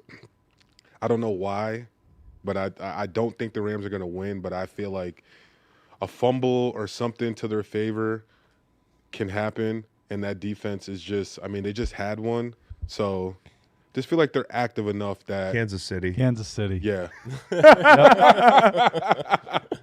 Those guys are really good, and it's going to be loud, and CJ has put the ball in harm's way. Yeah. He really has this year. the first game of the Week 16 game, he threw a pick on the first drive. No, I know. And that's why you don't take the ball. Mm-hmm. But that's just me. You mentioned the rest that the Chiefs are coming off of. Clay Martin. Oh, Yeah. wait. Yeah. Clay Martin's on the call. Yeah. But you mentioned the rest that the Chiefs are coming off. Oh, I thought you said refs. Sorry. Oh, my the bad, refs. my bad. You were No, like, no. Clay Martin. Yeah. But I knew where you're going. Yeah. The rest that the Chiefs are coming off of, in the first game, Texans only had one sack. Do you lean your hat more on the Texans D-line coming off, like they had a huge pressure game against the Chargers last week, or do you hang your hat more on the rest that the Chiefs have in specifically to that match? It's really about, like, Reed's had a bunch of time. And here's another thing. Like, if you're D'Amico Ryans, you hold some things back and you do some things in that first matchup that maybe you wouldn't do, even though you are fighting for your playoff life at that point. Like, you might see him again.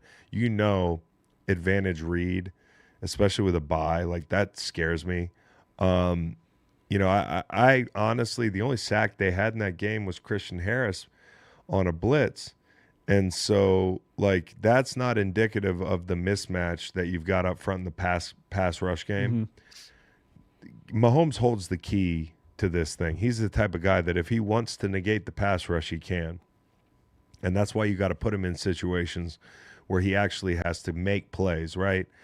These are plays he's making underneath, and he's the best in the world at, like, timing, and that offense is ridiculous with everything they throw at you from an eye standpoint. And they're going to stretch you sideline to sideline, okay? But the way you might be able to settle some of that down is getting to him and putting him in longer yardage where he has to drop back and stretch the field. So early in that game, Chiefs plan to start Joe Thuney at left tackle Sunday versus Texans. Per sources, DJ Humphries is healthy, but Thuney, a Pro Bowl guard, flourished in tackle relief while Humphries was hurt. So Chiefs prepared to ride the hot hand. That doesn't surprise me. I think ultimately they're going to have to help him. And that's the way it is. And helping all the guys by getting the ball out quick. I mean, that's what they were comfortable doing in the first game. You know, it was take your picks on some shots. You know, but it was a lot of like, let's get the ball to the flat. Let's when they man up, let's do little switch releases and picks and rubs and that was enough. So we'll see. We'll see. We'll see. For Joe Mixon, we mentioned his health. The Texans are 7-3 when Mixon averages more than 4 yards a carry, 2-3 when he does not. So maybe there's some Dameon Pierce props out there. Maybe. Listen, if Mixon doesn't play, I have a hard time seeing this being close. But if Mixon plays, I actually think this is closer than we think. Pierce had a big game in Week 18. What about C.J. Stroud using his legs more? You think that could be a factor if Mixon doesn't play? Sure, but he's not really a design run guy. You know, I think about him more late in the down. One of the issues I see is Fisher starting to tackle still for them. Mm-hmm. Karlaftis is a really smart rusher. He's not like a world beater, but he's a very smart power rusher. And obviously, Chris Jones creates a lot of chaos in the middle and is going to force you to drift. You know, CJ is going to have Karlaftis on his ball hand all day pressing that pocket. He's got to move well in the pocket. He really has to find those lanes. And I think that's where maybe you see him on third and medium in situations where the Chiefs might man up. You know, you can pick up a first down or two. Fisher's pass block win rate, 85.6. That's below league average. That's not good. You know, baseball players have it fucking easy. Yeah. You know, you bat 300, you're like amazing. 270 now. Yeah, you're amazing. You know? Football player, he's tackles. 850 sucks. Yeah, 850, you're out of here. I'm joking. I know baseball's really impressive. You said Clay Martin. His crew this season, 59 flags for offensive holding. A lot of holding penalties. Most holding penalties all year. That could definitely matter because the Chiefs are called for the second most holding penalties. And I also saw a post outlining and public service announcement for people at home. The Chiefs don't get calls. Like, let's just stop this thing. I know that, like, it's a narrative, but go on Chiefs Reddit.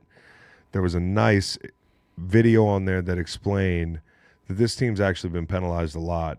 So unless you're telling me that they just save it for the biggest moments, they cover their ass by penalizing this group a lot, then I kind of disagree with you. I don't think the Chiefs get that many calls.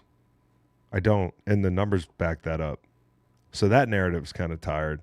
But the people with narratives like that who won't divorce those narratives even when presented with facts are people you can't really convince of anything.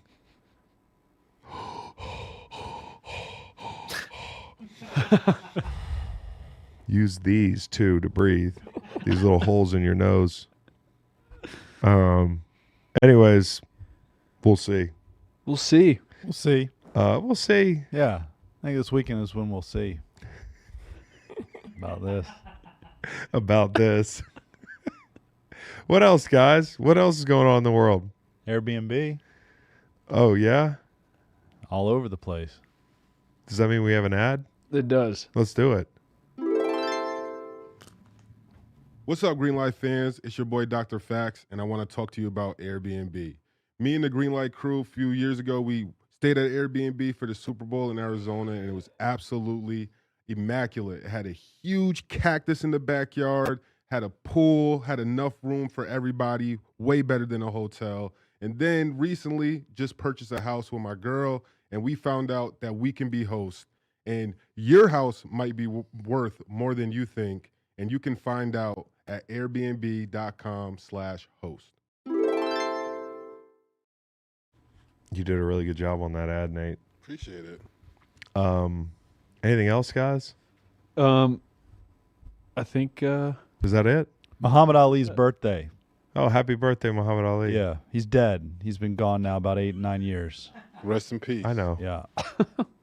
But this was his birthday. You want to play Dead or Alive real quick before we get out of here? Love to. Love to. Haven't done this in a while. Would love to. George Carlin. Oh, he's dead. Dead. He is dead. We could really use him. All the people that think he's like a Pat Tillman type, where everybody espouses that he'd have the views just like him, but actually he would have very opposite views of what you think. I've seen him used in a lot of like, well, if George Carlin was still alive. Mm-hmm. Like, well, you might not like that. How about Gene Hackman? Gene Hackman's dead. Dead. Damn, did he die without me knowing about it? I don't know. I thought he was like 100. No, I think Oh, maybe he's alive. That's the fucking point of this game. You're the answer key. Yeah. 94. Don't say people that you don't know if He's they're in the alive. ground or not. I just wanted to be sure. He's Good alive. deal. 94 years old. That's good. Lex Luthor in the original Superman. James Earl Jones. Dead. Yeah, he's dead. He's dead. Is that funny that he's dead? What, you don't like Sandlot? I love Sandlot. Anybody else? He's the voice that starts Star Wars, right? James Earl Jones? Yeah. He is Darth Vader's voice in Star Wars. Yeah. Anybody else? Anybody else? You give us any Morgan Freeman. Oh, Morgan Freeman Alive. bro. Really just- alive. He just They said collabed he used with to get drunk 21 at Mellow Mushroom when he taped Bruce Almighty here. Yeah. He just collabed with 21 Savage or Did he? Metro Boomin on an album. He did like the voiceover throughout the album. No way. Fire. Debbie from Debbie Does Dallas. Oh, she's dead. You don't do Dallas and then have a long, healthy life. Speaking of that, the Debbie Does Dallas lady is rolling over in her grave about. Did you see what that one young lady from the UK did? I did. What? That is extreme.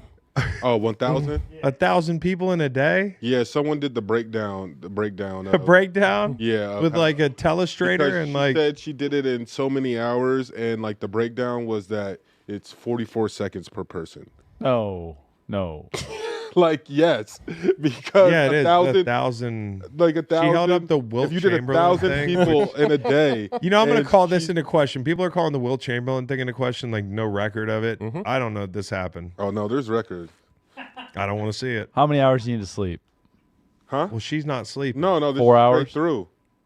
That's what I'm saying. She already said how long it took, like the shooting of it. And 50 people an hour. That's over a minute. Your math might not check out. No, what Nate's saying is she's saying that she did something like 75 people an hour, which is hard like to 44 verify. seconds. Bro, like, Under- what's the line like? Dudes it's like a baton race in the Olympics. Like, there's Yeah. no time to wait. Like, you get to the front and it's like time to go. Yeah. They kick you out of the airplane. You know what I mean? Mm-hmm. Your turn. Yep. What if you're not ready? I How mean, could you be ready? I'm sure. How could you I'm be sure- excited? I'm sure you can let a few people go in front of you to have time to get ready. How could you do? What about the people? Never mind. I got too many questions. That sucks. Matt Roth in the chat with all the Star Wars talk. He wants to know if you could force choke anyone, who would it be? Mac Jones ? Oh, just like, yeah, probably. Not to the death, maybe like freak him out a Probably- little bit. I don't want to say it because the people Yeah. because then I'm like saying, they're in this room. well, no, they're not in this room, but there are other like media members and Yeah. stuff. Like I then don't you want to say see like 'em, Chris and then- Long chokes. Yep. And then you see them, and they're like, hey, "You want to fucking choke me?" I would. The person I'm talking, a couple people I'm talking about, Ah, that's even better. in a heartbeat. How did Lamar's face look when he said, "I'm not joking right now"? Yeah, That's that's how I feel about these people. that's so great. I don't want to say it. You hit us with a mailbag or two. We're gonna give you till 2:00.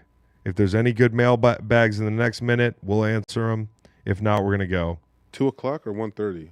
or 1:30, not till 2:00. We're not giving I you was 2:00. like, he's giving him 31 minutes. Yeah, no, I'm not giving you 31 minutes. What are your best memories of Bob Uecker? Don't have any. Major League. Just Major League, but like outside Major League, I don't have any. Oh, you got to watch the Miller Lite commercials. Tremendous. Really? Oh, they're so good. Guess I'm in the front row. I just didn't watch. Was he a Brewers guy? Yeah, I didn't watch a lot of Brewers. Yeah. You know? Quoted that he said I was named minor league player of the year. The only problem was I was in the majors. Do we have an alcohol sponsor right now? Nope. Alcohol kills. What are you doing with the brewers? Mm-hmm. Yeah. It's another thing. Those people got a lot on their conscience. The Brewers. Question, mailbag, specifically for Nate. Since you played in both the CFL and NFL, which did you prefer? I have a feeling. The NFL for sure. But I would say this. If you got paid a little bit more, if they made like the minimum contracts in the CFL like $100K, like American like dollars, I think it would be a lot tolerable for players to feel like, hey, I can go here and what was the minimum switch in the it CFL? up. It's like I don't even know. Like But 20 grand or something? it ends up, I think it's like maybe like 70, 80, but like that's Canadian money. So it's different. Like And it's probably 70,000 different Canadian now. is maybe like back then maybe like 50,000 or so. The minimum salary for a player in the Canadian Football League for this 2024 season is $70K. Yeah, but CAD. That's what they like. CAD. It's not. That's not U.S. dollars. Wow, it's like 50 grand. That's what I'm saying. So, Canada's down bad, huh? but bro, no. But for what you have to do, it's totally different. You're in the building, bro, for two Like and a a half, quarter of the 3 hours. Like there's like there are rules there. It's just like you can only practice for maximum 90 minutes. Like there was stuff that I was doing there, and I was just like, They really get oh, that's work-life it? balance. Yeah, for sure, because of what you're. Matt wants to play in the CFL. Because of what you're getting paid. Yep. And then your team at the beginning of the He's like, season. let me fake laugh at this. And then your fucking team asshole. the team at the beginning of the season, you have to pick if you're going to be in the building from like 8 to 12 or in the afternoon from like 1 to 4. You pick? Like the team, like at the beginning of the year, they pick. And Like, what'd y'all pick? we had 8 to 12. So I was on the couch, bro, smoking weeds, Canadian weed by 1 p.m. every day. 8 to 12. Yep. Everything You has to fucking be. guys picked Everything 8 has to be done. a.m. I would kill you guys. The coaches pick. Oh, I thought It's- I thought no, the players picked. no, not as a team, like Oh. the coaches, but This that's is how interesting. that's how they do like their the players association, so they can kind of track everything. And Send Macon a mailbag. He's over here like, nobody's asking me anything. Has Kyle paid the money he owes you yet, Macon? No. No. Although he FaceTimed me right before the show. Oh, He'll FaceTime and be like, hey, tell Macon hi. that's nice. You know? Bevel Conway of potential Super Oh. Bowl matchups. Oh, it's good. Okay. Who's home? Do we know? AFC or NFC? Because that's a huge thing for Detroit. Mm. If Detroit can wear their homes, that's elite. The blueberries that they've been wearing. the No. powder blue. If the they would Smurf? just put on the full fucking Smurf? silver pants. Correct. What, the Smurf? Oh, the silver pants Silver pants. with the Smurf top. Would the Eagles would Yeah. not be, who's home, who's away? Bills mean- all white. If the Eagles could wear Kelly Greens, Kelly and Greens. and the Ravens wore like a black, white, black, I would love that. That's a good one. Kelly Greens. But they're not going to do that. I don't think they can do that. I think you have to wear your primary uniform in the Super Bowl. Blue and green always looks great. NFC and will be the home team this year. NFC home team? Yep. So we get the Eagles and the Kelly Greens. I mean, if this were allowed, which it's not, No, I know. that would be great. That would be Oh, they great. can't wear that in the. No, they can't wear it in the Super No. Bowl. Oh, No fun league. And then I really would do Ravens. Black, white, black. Bills, What about the Chiefs? You just don't What want to see about the Ravens Chiefs. all purple? I don't like Red and green's What about awesome. Ravens all purple? Ketchup and mustard. red and yellow. Oh yeah, but it's like you Lamar got some Jackson lettuce running on there in too. all purple with a black helmet, or even Yeah, a but purple with Oh, that the purple, purple, with that ugh. purple iridescent helmet that you don't like with Oh. the black logo. That's Oh, gonna be I would fire. protest the game. Seeing Lamar. Just I would juke people. protest the game. Here's a great question from Jess. Would you rather fight 3 Macon-sized Kyles or 1 Macon-sized Kyle? Wait. Would you rather fight What? Oh, that's a good one. one? Oh, they read it. All right. I got you, Jess. Would you rather fight 3 Macon-sized Kyles or 1 Kyle-sized Macon? Kyle size Macon. You want to fight the Macons. the Kyle size making. Yeah. Like, I don't care how big you make him. He's just not one to hurt people. Yeah. You know what I'm saying? I don't know if that was a good one. What would your career bet be if you had never played football? I would own a rafting company on a river. I really would. That sounds dope. You think I'm joking? I would. No, I believe you. I'd just fucking hang out down by the river with all my friends and Yeah. smoke pot and tell my wife I'm working. And Yeah. A lot of like, make sure liability, that- it would seem. well, People what the- falling into the river. that's what the waivers are for. Actually, it'd Okay. be more like a contract. Yeah. Okay. You know, And I'm actually going to be, I would probably be the guy that's taking care of the waivers for Chris. and fishing. And fishing, Yep. for Yep. sure. And Macon, what would you be doing if you weren't, upcharging first-time homeowners? Upcharging. Psychiatry, psychologist. Which is true what they say. Yeah. They're all crazy. You know what I was thinking about? I got an Uber driver the other day because I don't have a car at the moment, Mm-hmm. and he was a real estate agent. Oh. And I think that Sounds like it's going pretty well. no, he is. He says like he only does Uber for marketing. He meets a lot of people. Oh, Maybe you And should that's think how- about that. yeah. That's how he closes a lot of deals. Not really hustling, are you? Well, typically, I found most of my clients do have cars. Like they've got rides places, you know? You mean, What about people who come in from Yeah. out of town? Yeah, like the man, you're a hater, bro. This is a really good possible, yeah. like, He actually said he bought a few lots from someone that rode in his car. Like, what about meeting potential developers? you know what people who a buy good houses? punishment would be for next year's Thursday Night Time Machine or what have you, Uh-huh. Or this year. would be having to drive. Well, this year's you'd have to actually set one before the season. Okay. I would say we have to drive Uber for a week, I like it. right? Yeah. I like it. Sign up, get it. What do you have to do to drive Uber? Everybody looks in hate. What do you have to do? Do you remember? He took a deep breath. You like just he have doesn't to remember. you just have to like make sure your car is up to date with all your stuff, and I don't think and have a valid driver's license. You have to go through like What are the legal ramifications of sharing footage in your Uber? And that's not a pointed question. I You know think- how they I often think if have you- the dash so- cams that so go I think, backwards. like- You're having a conversation in the back. I think if you like pose it as like Something. if you bad do, if you happened. just no, if you don't say Uber, like then you're fine. If you don't say like what ride share, because realistically it's your car. You got to be careful about what you say in the back of a fucking Uber, don't you? Oh no, any car. Like realistically, like in a lot of people's cars, like people they'll have on there like everything that's happening in his car is being recorded and or whatever. But you're allowed to do what you want in your car. But if you're gonna make money off of it, you can't be like, this is Uber. Like I'm driving Uber. That makes sense. Yeah. That's a good way to end the show, I think. Yeah. All right. Thanks for being here. And the last BetMGM read is the next thing we'll do. I'll do it.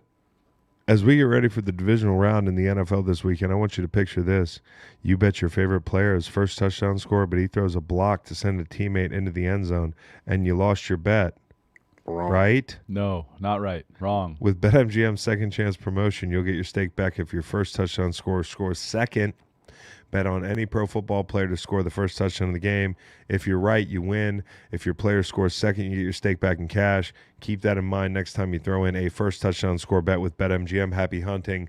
Do you have any first touchdown scores you like this weekend? Nasty Nate. How about we break the bank with Kansas City defense first touchdown scorer. Jeez. Mm. Just take a piss on a $100 bill.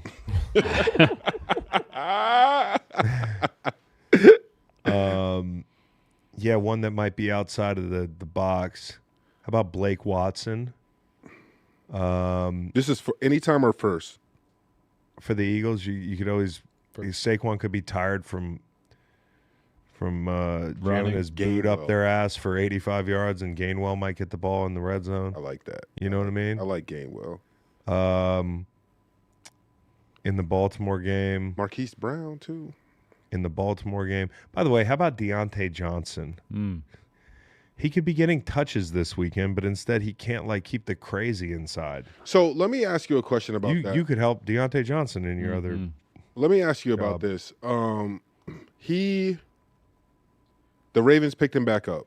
Ravens picked him back up. They can't use him until next year. But when they do that, going to do anyway. They weren't going to do that anyway. But does he get paid because he got picked up? Is he still going to make money or no? I think he's getting some sort of. He has to be, right? If that's what I'm asking. I'm just even though this is all crazy and the Ravens, they're doing this for the conditional pick or whatever it is. It's just as crazy as he is, he's still getting a check. But he could have been in Houston this week catching a ball if he didn't do whatever he did in the locker room. Do you know how bad it has to be? No, bro, for them I know. To cut you because you were sour after game. I've played with a lot of guys who were sour after games, even in a win. I get it.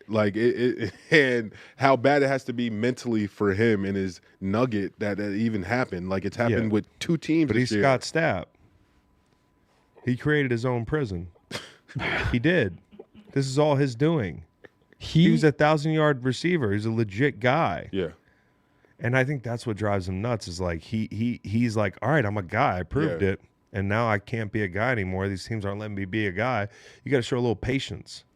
Yeah. You know what he has a shot at a ring twice, right? Oh, I don't think would he get a ring with the Ravens this year? I think so because he's on the roster, right? Yeah, earlier he started. in the season. So wild. I don't think that's how I think once you get cut, you're no longer now. That's a good question. Would Deontay Johnson get a ring? I don't think so. In the NBA, they would. Because the NBA is fucking a big sham. Would you say, Nolan? I just want to say this, LeBron James. You're not a top 100 Madden player. That's hate. No, it's not hate. I just think it's impossible. How could you be so good at everything else you're doing and devote enough time to be a top 100 Madden player? I play way too much Madden. He's putting the hours in, going home, putting the hours in, man. He's not, in my opinion. He's playing on the plane. He has that extra Wi-Fi up there. He's not. All right. Y'all take good care. Tomorrow, Stanford Steve. Stanford Steve, tomorrow we're about to tape that right now.